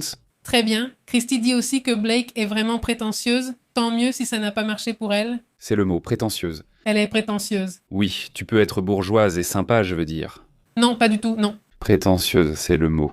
Oui, son histoire de plainte n'a pas marché et sa vraie personnalité gentille est ressortie et il a même laissé parler Taylor Swift à force de vouloir faire des histoires. L'amie de Taylor Swift? Oui, non, tu sais, elle est célèbre grâce à une série que je n'ai même pas vue, dont j'ai oublié le nom. Avec plein de jeunes, des gosses de riches, dans un lycée super, super. qui a eu beaucoup de succès à l'époque, est l'une des actrices principales parce qu'elles étaient plusieurs. Elle a une vie complètement différente de la sienne. Ses parents ont été en prison. C'est sa grand-mère qui l'a élevée. Tu te dis que c'est un exploit qu'elle soit arrivée là? C'est super, non? Mais elle s'est moquée en parlant d'elle. Comment peut-on se moquer d'une citoyenne? Enfin. Elle s'est penchée. Elle s'est penchée. Salutations au père de Navarra. Cette blague est pour les prêtres grincheux. Le Wi-Fi existe au Vatican, mais il est protégé par mot de passe. Écoutez, ça fait 1 heure que j'ai demandé le poulpe à la galicienne à la serveuse. Qu'est-ce que j'en sais? D'où elle vient? Alicio. Ça dit ici que, imagine ce pépé en direct, 1900 2076. Imagine un peu, ce serait de la folie. Imagine, comment il s'appelle ce monsieur, le journaliste, celui qui a un podcast ici sur YouTube. Très célèbre depuis toujours, qui a une émission le soir, qui porte des bretelles ici. Oui, Ah oui, j'ai oublié son nom, tu t'en souviens? le monsieur qui interviewe des gens célèbres. Des politiciens, chauves moustachus. Non, non. Je ne sais pas qui c'est, je ne sais pas qui. Il est en train de dire... Este, Qu'il a presque 100 ans, c'est génial. C'est super. Alba, s'il te plaît, informe-nous sur ton mari et les acteurs. Nous sommes curieux. Ha ha ha. Et ça fait partie de la nouvelle. Que oui, je lui raconte, mais tu sais que les informations qui ne sont pas importantes pour lui, il les oublie. En fait, je viens de me souvenir que ce cas m'avait déjà marqué. Oui, je me souviens que tout le monde... Enfin, pour moi, sans connaître le potin, Reynolds était sympa. Enfin, il est plutôt sympa. Et il s'est avéré que, eh bien, il n'est pas si sympa que ça. Il n'est pas si sympa. Elle dit que la série est géniale. Tu savais que Gossip avait un autre nom? Regardez-la. Mais depuis cette série, Black était déjà prétentieuse. Oui, parce qu'elle a des parents bien placés, et je comprends que ses parents, enfin bien placés dans l'industrie, je comprends qu'ils font des castings ou qu'ils sont producteurs, les parents. Nepo Babies, c'est une Nepo Baby, non? Donc non, ces parents-là ne galèrent pas dans la vie. Santé. Il dit. Sergio, il dit « Félicitations pour vos nouveaux micros, ils sonnent très bien. » Ah, tant mieux, Sergio. Oui, on ne se bat plus pour le micro. Non, non, non, c'est vrai, oui, oui, vraiment, oui. C'était gênant car Astrid est vraiment paresseuse, oui. Non, non. Non, non. Je veux dire, Astrid se mettait à parler et tout à coup, elle était là. Ah, Larry King, ah, c'est que je pensais à quelqu'un d'ici au Mexique. Non, non, j'allais dire que, eh bien, Larry King aussi est super connu, n'est-ce pas? Oui, King. Et il est parti, n'est-ce pas? Hein? Il est passé de l'autre côté. Oui. Oui. Oui, aussi. super connu, oui. C'est-à-dire... Je pense qu'en entretien, le dernier jour, j'ai monté oui. Oui, oui, je continue à travailler, je continue à travailler, je continue à travailler, je continue à travailler. Et il avait son podcast sur YouTube. Et il était super lucide pour les entretiens. Parfois, il regarde, il finit par voir, parce que son équipe lui mettait parfois des invités très actuels. Par exemple, il y a une interview qu'il fait avec Tyler, the Creator, c'est-à-dire avec certains... Comment ça s'appelle? Des célébrités, des artistes, des chanteurs, par exemple, qui clairement ne connaissaient même pas Larry King et que lui non plus ne connaissait pas. Alors, ça avait l'air un peu, comme on dit, gênant. L'interview, par exemple, celle de Tyler, moi j'aime bien Tyler et j'aime bien Larry King. Mais dans l'interview, ils ont l'air vraiment mal à l'aise. Regardez l'interview. Non. Pas de chimie. Ce King, ce Tyler met les pieds sur la table. Il fait ce qu'il trouve drôle selon lui. Mais non, ce n'est pas une blague, c'est un monsieur de presque 100 ans. Exactement, ça ne colle pas, mais lui, il ne comprenait pas la dynamique de l'autre, l'autre non plus, et donc oui, enfin, c'était... Oui, que pour le Christ, et je ne suis pas religieuse, mais là, je suis du côté du pape. Oui, je sais, moi aussi, je ne suis même pas catholique, mais oui, non, non. Je disais ça à Steele et il a dit « Eh, cette situation va attirer beaucoup de nouveaux catholiques, des jeunes qui ont trouvé ça fou. » Ce qui est fou, c'est qu'avec Trump, il y a eu un boom de jeunes qui sont devenus catholiques. Imaginez-vous, je veux dire, en ce moment, et le ridicule de Jace, il justifie, il se dispute avec le pape. Oui, il se dispute avec le pape alors qu'il vient à peine de devenir catholique. Et ces types, je comprends, tu peux dire quelque chose de diplomatique, c'est-à-dire, il ne s'agit pas de se battre, mais tu peux dire quelque chose de diplomatique. Exactement, ce n'est pas que tu vas répondre, mais si tu te mets dans une position, oui, eh bien, la réponse de Mélanie m'a paru très intéressante parce qu'elle était plutôt modérée, non? Qu'elle dit non, c'était un peu comme « Ah » Trump s'est fâché contre elle. ou gant comment? Gant d'or. Gant blanc, non? Gant blanc. Une gifle très élégante, non? donc très élégante au moment de répondre « c'est ce que j'ai pensé ». Et Trump qui dit qu'elle est une faible, je ne sais pas quoi, franchement, ça fait vraiment mauvais genre qu'il fasse ça, il vaudrait mieux qu'il se taise. Exactement. Salutations, Francisco, excellent, Martin, Raoul. Ce sont des micros, non, ils ne sont pas aussi grands qu'ils en ont l'air, hein. Non, ils donnent cette impression d'être énormes, mais ce n'est pas le cas. Oui, tu vois, ensuite, ils mettent... Oh, pardon, ensuite, regarde, à ma hauteur, en fait, le micro, non, il paraît tout petit, regarde, mais comme... Comment dire ? C'est aussi parce que vous vous souvenez qu'on avait changé de caméra. Donc la caméra, regardez, faites attention à comment la main apparaît. Regardez, ça paraît très étrange. On dirait que tout devient plus grand quand tu l'approches, parce que c'est un grand angle. Donc, eh bien, tu vois... Guadalupe Arriaga demande si tu peux mettre le lien des dames de plus de 100 ans. Bien sûr. Oui, je l'ai déjà mis, mais je le remets encore une fois, pourquoi pas. Ah. Il dit « Salutations de Panterita, je ne crois qu'en un seul Dieu, je ne suis pas religieuse. Salutations Panterita. » Salutations Panterita, excellent. Raoul Sex dit « Désormais, plus personne n'évoque les affaires louches de la Banque du Vatican. » Eh bien, ça aussi. Oui, bien sûr, non, je veux dire, maintenant je crois que toutes les religions ont leurs histoires, je le dis ici. Tu ne peux pas l'épingler, je peux l'épingler. Martin Gutiérrez dit « Les États-Unis sont le pays le plus riche du monde et aussi le plus endetté. Mais il y a le climat, ça c'était un commentaire de ma part, mais il a un climat plus extrême et des catastrophes naturelles. C'est le seul pays dont on entend toujours parler aux infos. Mais d'où, Martin, je les trouve vraiment déconnectés. » Il s'intéresse beaucoup aux questions nationales, mais pas à l'international. Mais le problème, c'est que c'est un pays qui a beaucoup d'influence à l'international, c'est-à-dire que, par exemple, le Nicaragua ou d'autres pays peuvent faire des choses et il ne se passe rien dans le monde, mais eux, quand ils prennent des décisions, ça a vraiment un impact. Bien sûr, oui. Aujourd'hui, j'ai vu une nouvelle sur la Turquie condamnant Israël, peut-être en lien avec la défense du Liban et la mort d'enfants, dit MTK. Bon, alors, ce dont nous parlons, c'est une clarification. Non. Ce n'était pas comme ça. En fait, l'information a été donnée. D'ailleurs, je l'ai retirée immédiatement. D'accord, dès que c'est sorti, quelques minutes après, nous avons fait le rapport, parce que nous allions nous aussi relayer cette information. Nous étions déjà sur le point de faire le rapport numéro 9. Et il semble que la Turquie voudrait-il provoquer ou envahir Israël ?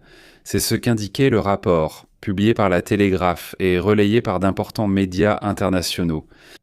Comme si la Turquie avait dit qu'elle allait envahir, cet Erdogan avait dit qu'il allait envahir Israël. Et la vidéo complète est déjà sortie, la vraie, et ça n'a rien à voir. Oui, il critique, c'est bien une critique envers Israël, il ne parle pas d'envahir, il ne dit rien de tout ça, mais oui.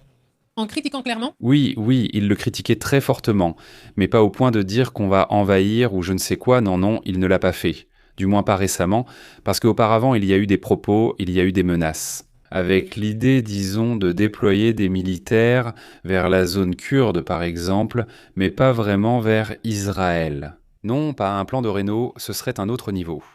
Oui, que demain ou après-demain, les dirigeants des pays du Golfe vont aller voir Erdogan pour discuter de la question de l'Iran, pour voir comment ils peuvent résoudre ça, je veux dire, parce que oui... Moi je crois vraiment qu'il peut y avoir un conflit, oui, je veux dire, si on pense à la Turquie, à Israël, où il pourrait y avoir un conflit un jour. Non, vu comment les choses sont en ce moment, ce serait dans cette partie, regardez ici. Mais oui, cette fausse information a beaucoup circulé. Elle continue de circuler et continue de circuler. Elle continue de circuler parce qu'ils se sont appuyés sur la vidéo montée, qui avait été conçue de façon malveillante pour faire naître cette idée. De même, il y a déjà eu des articles publiés, soit ils ont retiré l'article, soit ils ont donné une explication, n'est-ce pas ? Ça aussi c'est déjà sorti, mais il y a d'autres médias qui ne font jamais ça, ils publient juste la nouvelle et que ce soit vrai ou faux, ça leur est égal, ça ne les intéresse pas.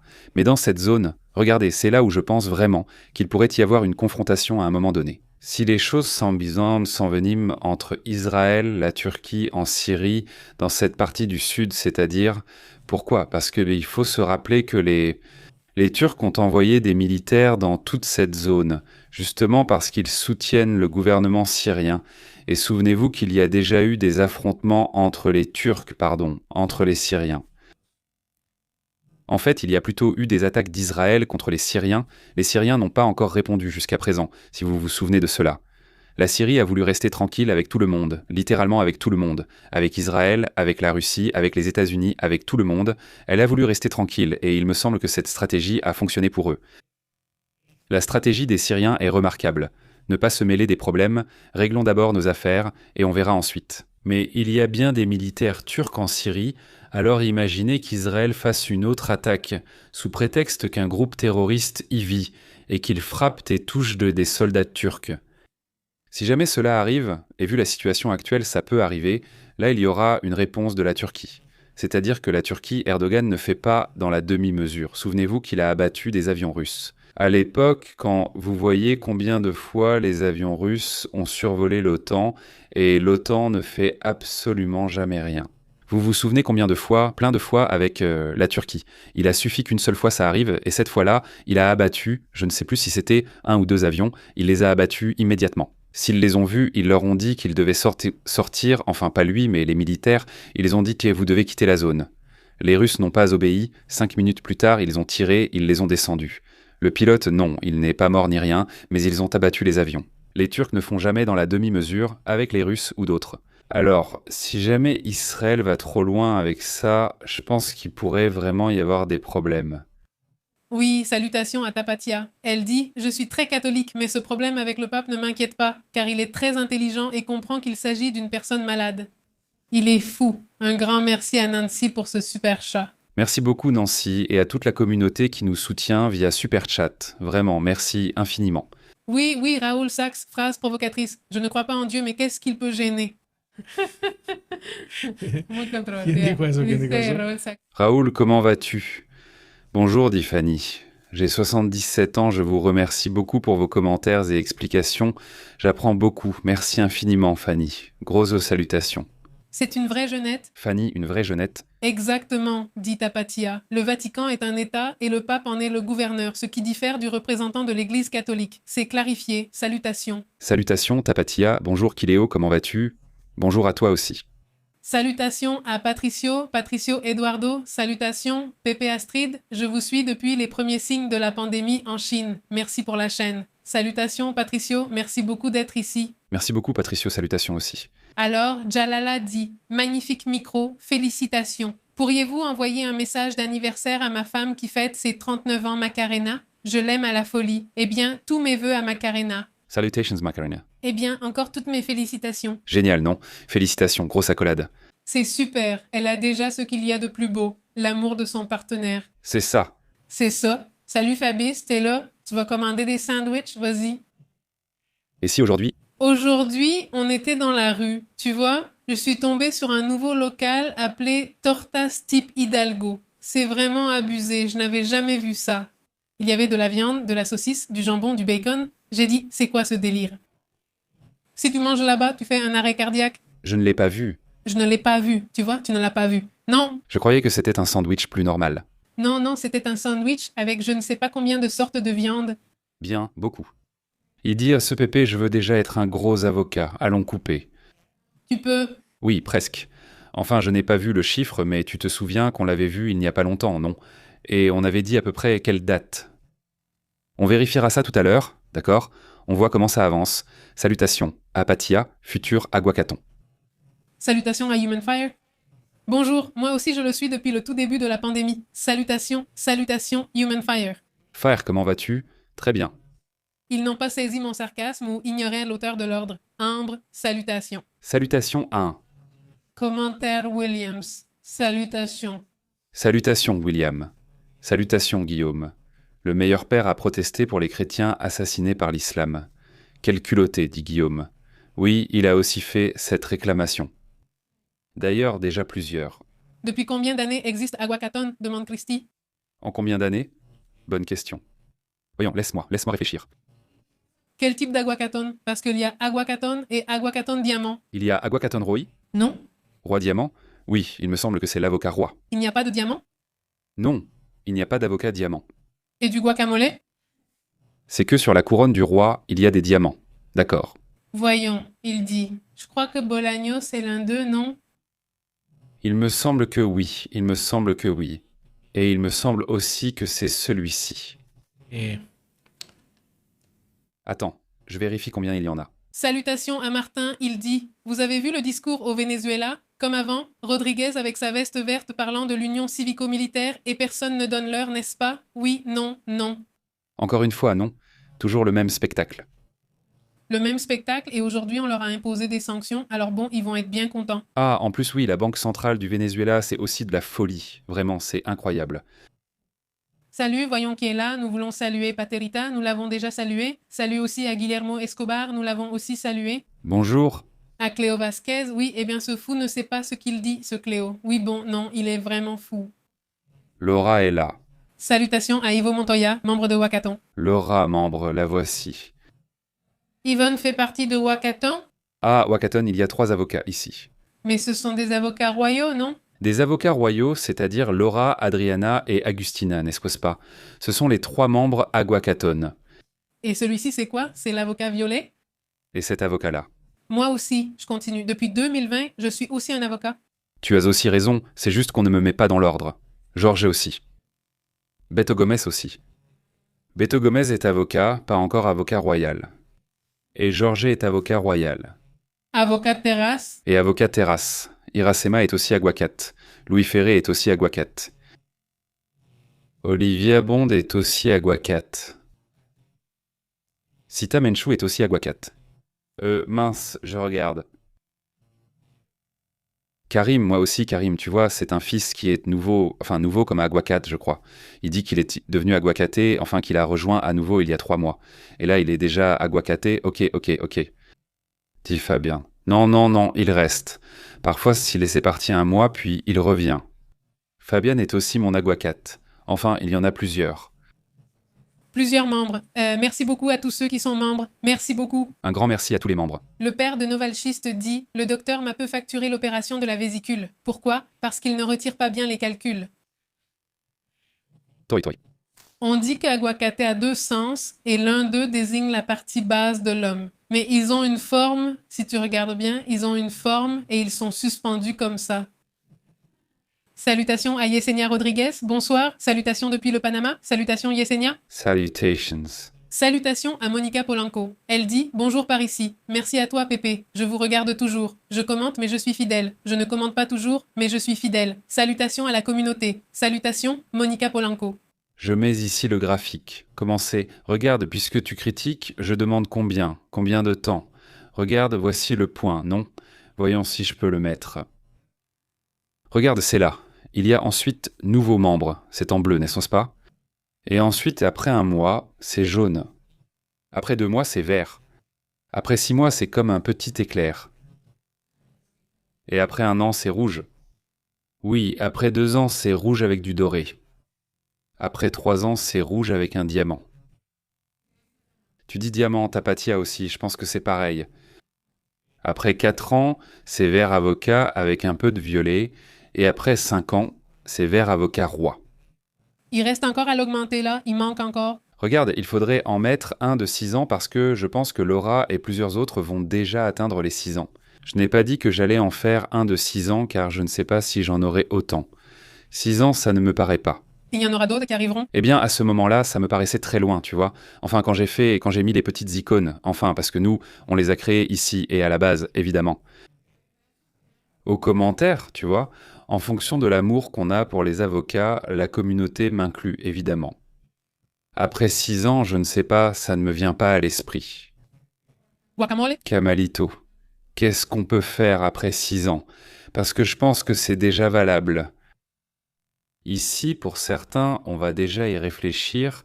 On va y réfléchir. Merci beaucoup pour ce super chat. Merci beaucoup, excellent. Salutations à John Artravel qui vient de Porto Rico. Il y a aussi Aurelio Garcia ici qui dit « Je vous regarde depuis 2019 ». Je ne sais plus depuis quand je vous suis, étant assez nouvelle ici. Salutations MT. Salutations. On dit Christy. Je serais déjà avocat, mais YouTube a annulé mon abonnement après un clonage de carte et j'ai dû me réabonner, réinitialisant le compte. L'eau que j'ai apportée. Oui. Salutations à Guadalupe Arriaga. Salutations Guadalupe. Salutations Guadalupe. Et elle salue aussi Sol Garcia. Elle est aussi ici. Salutations. De l'eau, dit Guadalupe. Je fête 57 ans de mariage. Oh, toutes mes félicitations. Et 7 ans de mariage. Oh. Dit Guadalupe. Félicitations. De l'eau, Guadalupe. Je fête mes 50 ans, Guadalupe. Salutations. De l'eau. Sí, Dice podría ser. Guadalupe, j'ai aussi 50 ans avec vous depuis 2020 à peu près. Bisous camarades, de grosses étreintes et n'oubliez pas les petits malades. Félicitations. Merci beaucoup. Un gros câlin et salutations à ta famille. Elle dit, c'est bien qu'ils expliquent pour les bouchers comme moi. Salut Nancy, comment vas-tu? Notre grand-mère dit, hier, le PDG de Microsoft a demandé à tous les développeurs de revenir en arrière, de revenir en arrière, de revenir sur les changements qui ont été faits à Windows et que les gens ont rejetés. Sur Steam, il n'y avait que 0,5% de joueurs sur Linux et aujourd'hui, c'est 5%. Autrement dit, cela a augmenté à cause des changements que Microsoft a faits. L'utilisateur de Linux. C'est fou, c'est fou. Ce week-end, j'ai pour objectif de me lancer sur Linux. Des tacos, qu'on prépare des tacos. Des tacos, un guacamole aussi, ça me tente aussi. En fait, le meilleur ou celui qui est énorme. Le maximum, c'est-à-dire celui où il est écrit ici 10 ans. Le calciton avec une couronne. Calciton roi. Calciton roi. Donc le calciton et le calciton roi. Oui, c'est possible. Eh bien, il dit, et toutes les salutations, il dit dans les églises. Eh bien oui, le sujet des églises et des mineurs, c'est vraiment quelque chose de terrible, d'horrible. Donc bon, s'il faut faire quelque chose, il faut le faire. Eh bien, des choses ont été faites, oui. Des choses ont été faites, mais il en manque beaucoup. Salutations à Damiano depuis San Luis Potosí. Je vous suis chaque jour. Excellent programme. Je vous regarde rarement en direct, mais je suis très assidu à votre programme. Merci beaucoup, Damian. Merci beaucoup, Damian. Salutations. Salutations. Comment vas-tu? Le commentaire dit « Mettez des choses de Monterrey comme si tu devenais un petit taco de soupe vidéo. Quel délice. Qu'est-ce que c'est bon. » Non, ces histoires de tacos vidéo, je trouve ça ridicule. Non. Non. C'est que non. Enfin, il ne nous a jamais rien fait savoir dans un Tupperware, le Tupperware du... Je t'ai déjà vu le faire. Je t'ai déjà vu. Le Tupperware du roi froid. Enfin, les nouilles froides et la tortilla chaude comme ça. Tu mets les nouilles froides comme ça et tu le manges comme ça. Et c'est ça le délice. Fabrice dit, ou celui des histoires paranormales. Fabrice dit que, enfin, maître ce... Comment ça s'appelle? Ça pourrait être membre. Quelqu'un dit membre. Quelqu'un, c'est le nom d'une autre chaîne. Comment ça s'appelle? Celui du podcast 78. Celui du podcast 78. Ou celui des histoires paranormales. Oui. Megno dit, il dit, je me suis abonné en 2018, mais je crois que je le regardais déjà un peu avant. Menio. Excellent. Un grand bonjour. Comment allez-vous? Christian dit, j'ai envie de ces tacos. En nom Christy. Bon. Nous sommes dans le nom. Salutations à Fabrice. Pépé dit, je t'ai envoyé un short de Monterrey. Je vais le vérifier pour toi aujourd'hui. Mario Falcon, salutations. Mario Falcon, je te suis ici tous les jours depuis Mendoza, Argentine. Il est 1h22. Falcon, c'est super. Ambiance géniale, Oli. Toi, tu es en train de travailler. Oui, toi et moi. C'est tout. C'est tout, genre allongé là avec le portable ou en train de travailler. Ça peut être aussi, ça peut être. Oui. Salut. Hé, Tapatia, tu me l'as envoyé sur Twitter. Elle envoie tout sur Twitter. Oui, aujourd'hui je l'ai fait pour toi. Salutations à Martin.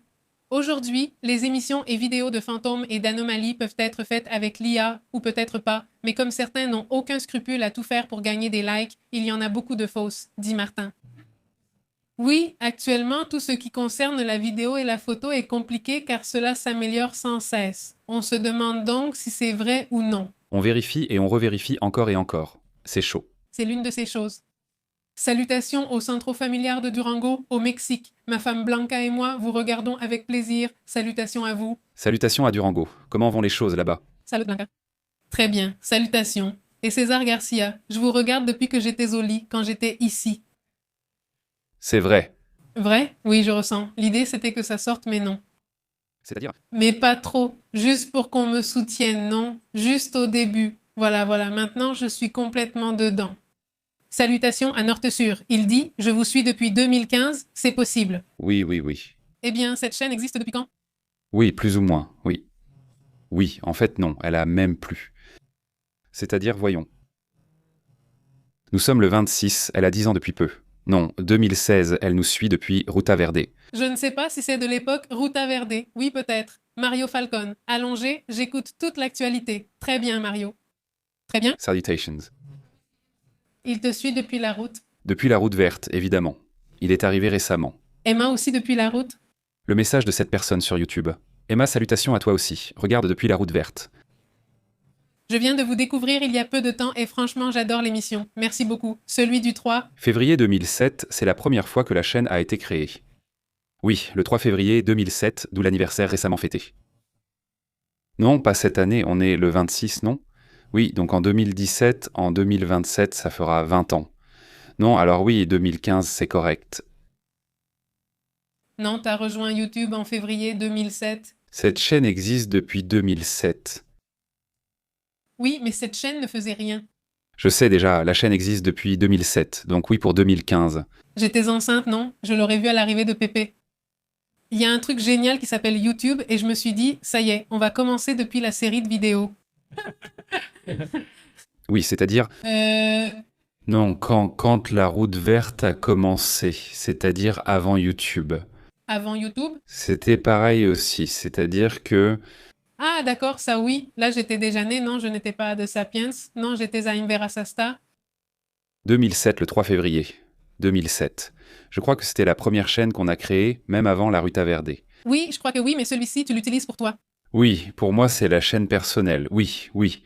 Je veux dire, cette chaîne va bientôt avoir 20 ans d'existence. C'est fou. Guillermo Escobar dit que si on veut se reposer un jour, il suffit de créer un avatar pour faire le direct à notre place.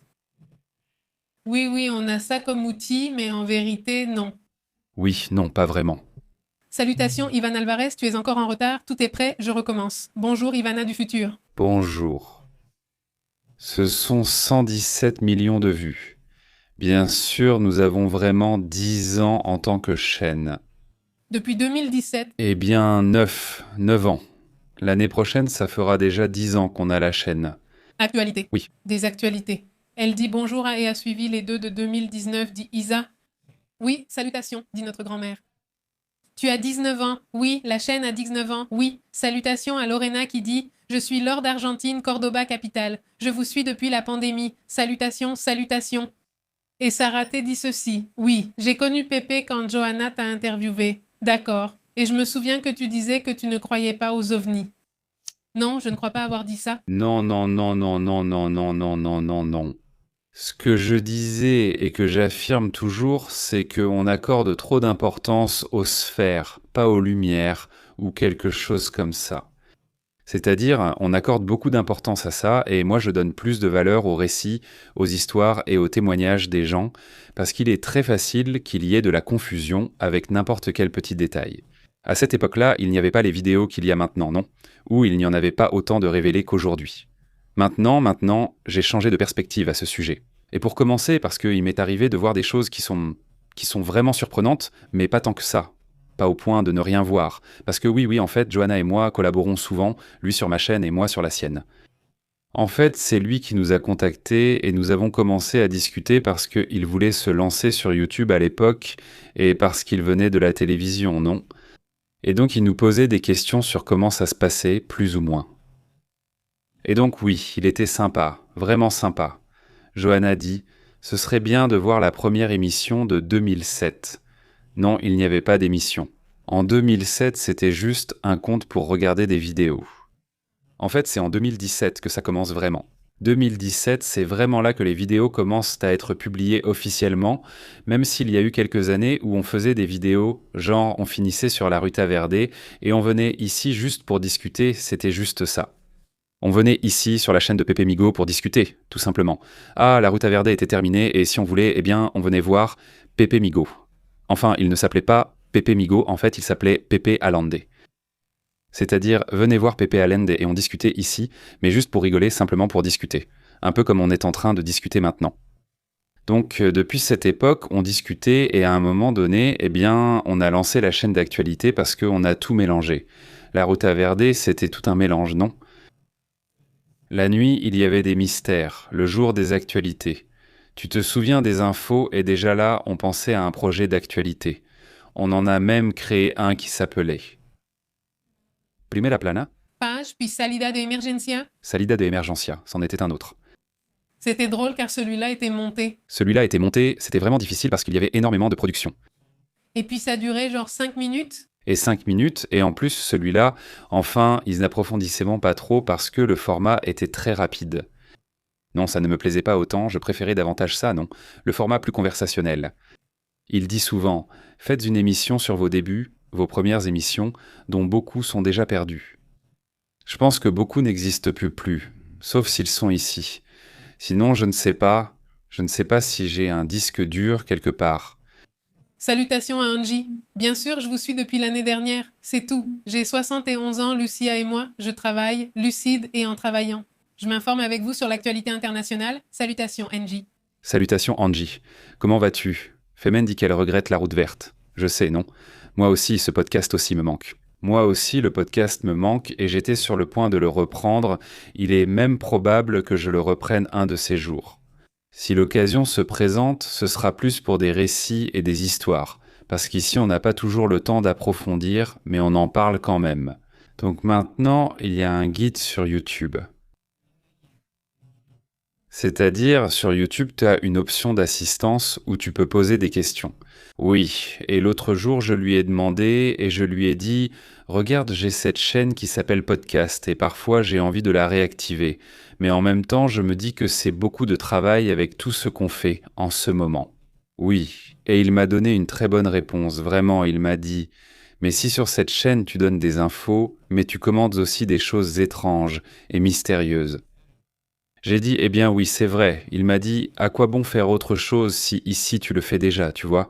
Et j'ai dit, oui, en fait, ce que je pourrais faire, c'est une section dans la même chaîne d'actualité, des choses vérifiées, disons, ou des témoignages étranges, non? Il y a souvent beaucoup d'actualités ici et parfois on manque de temps pour les traiter, non?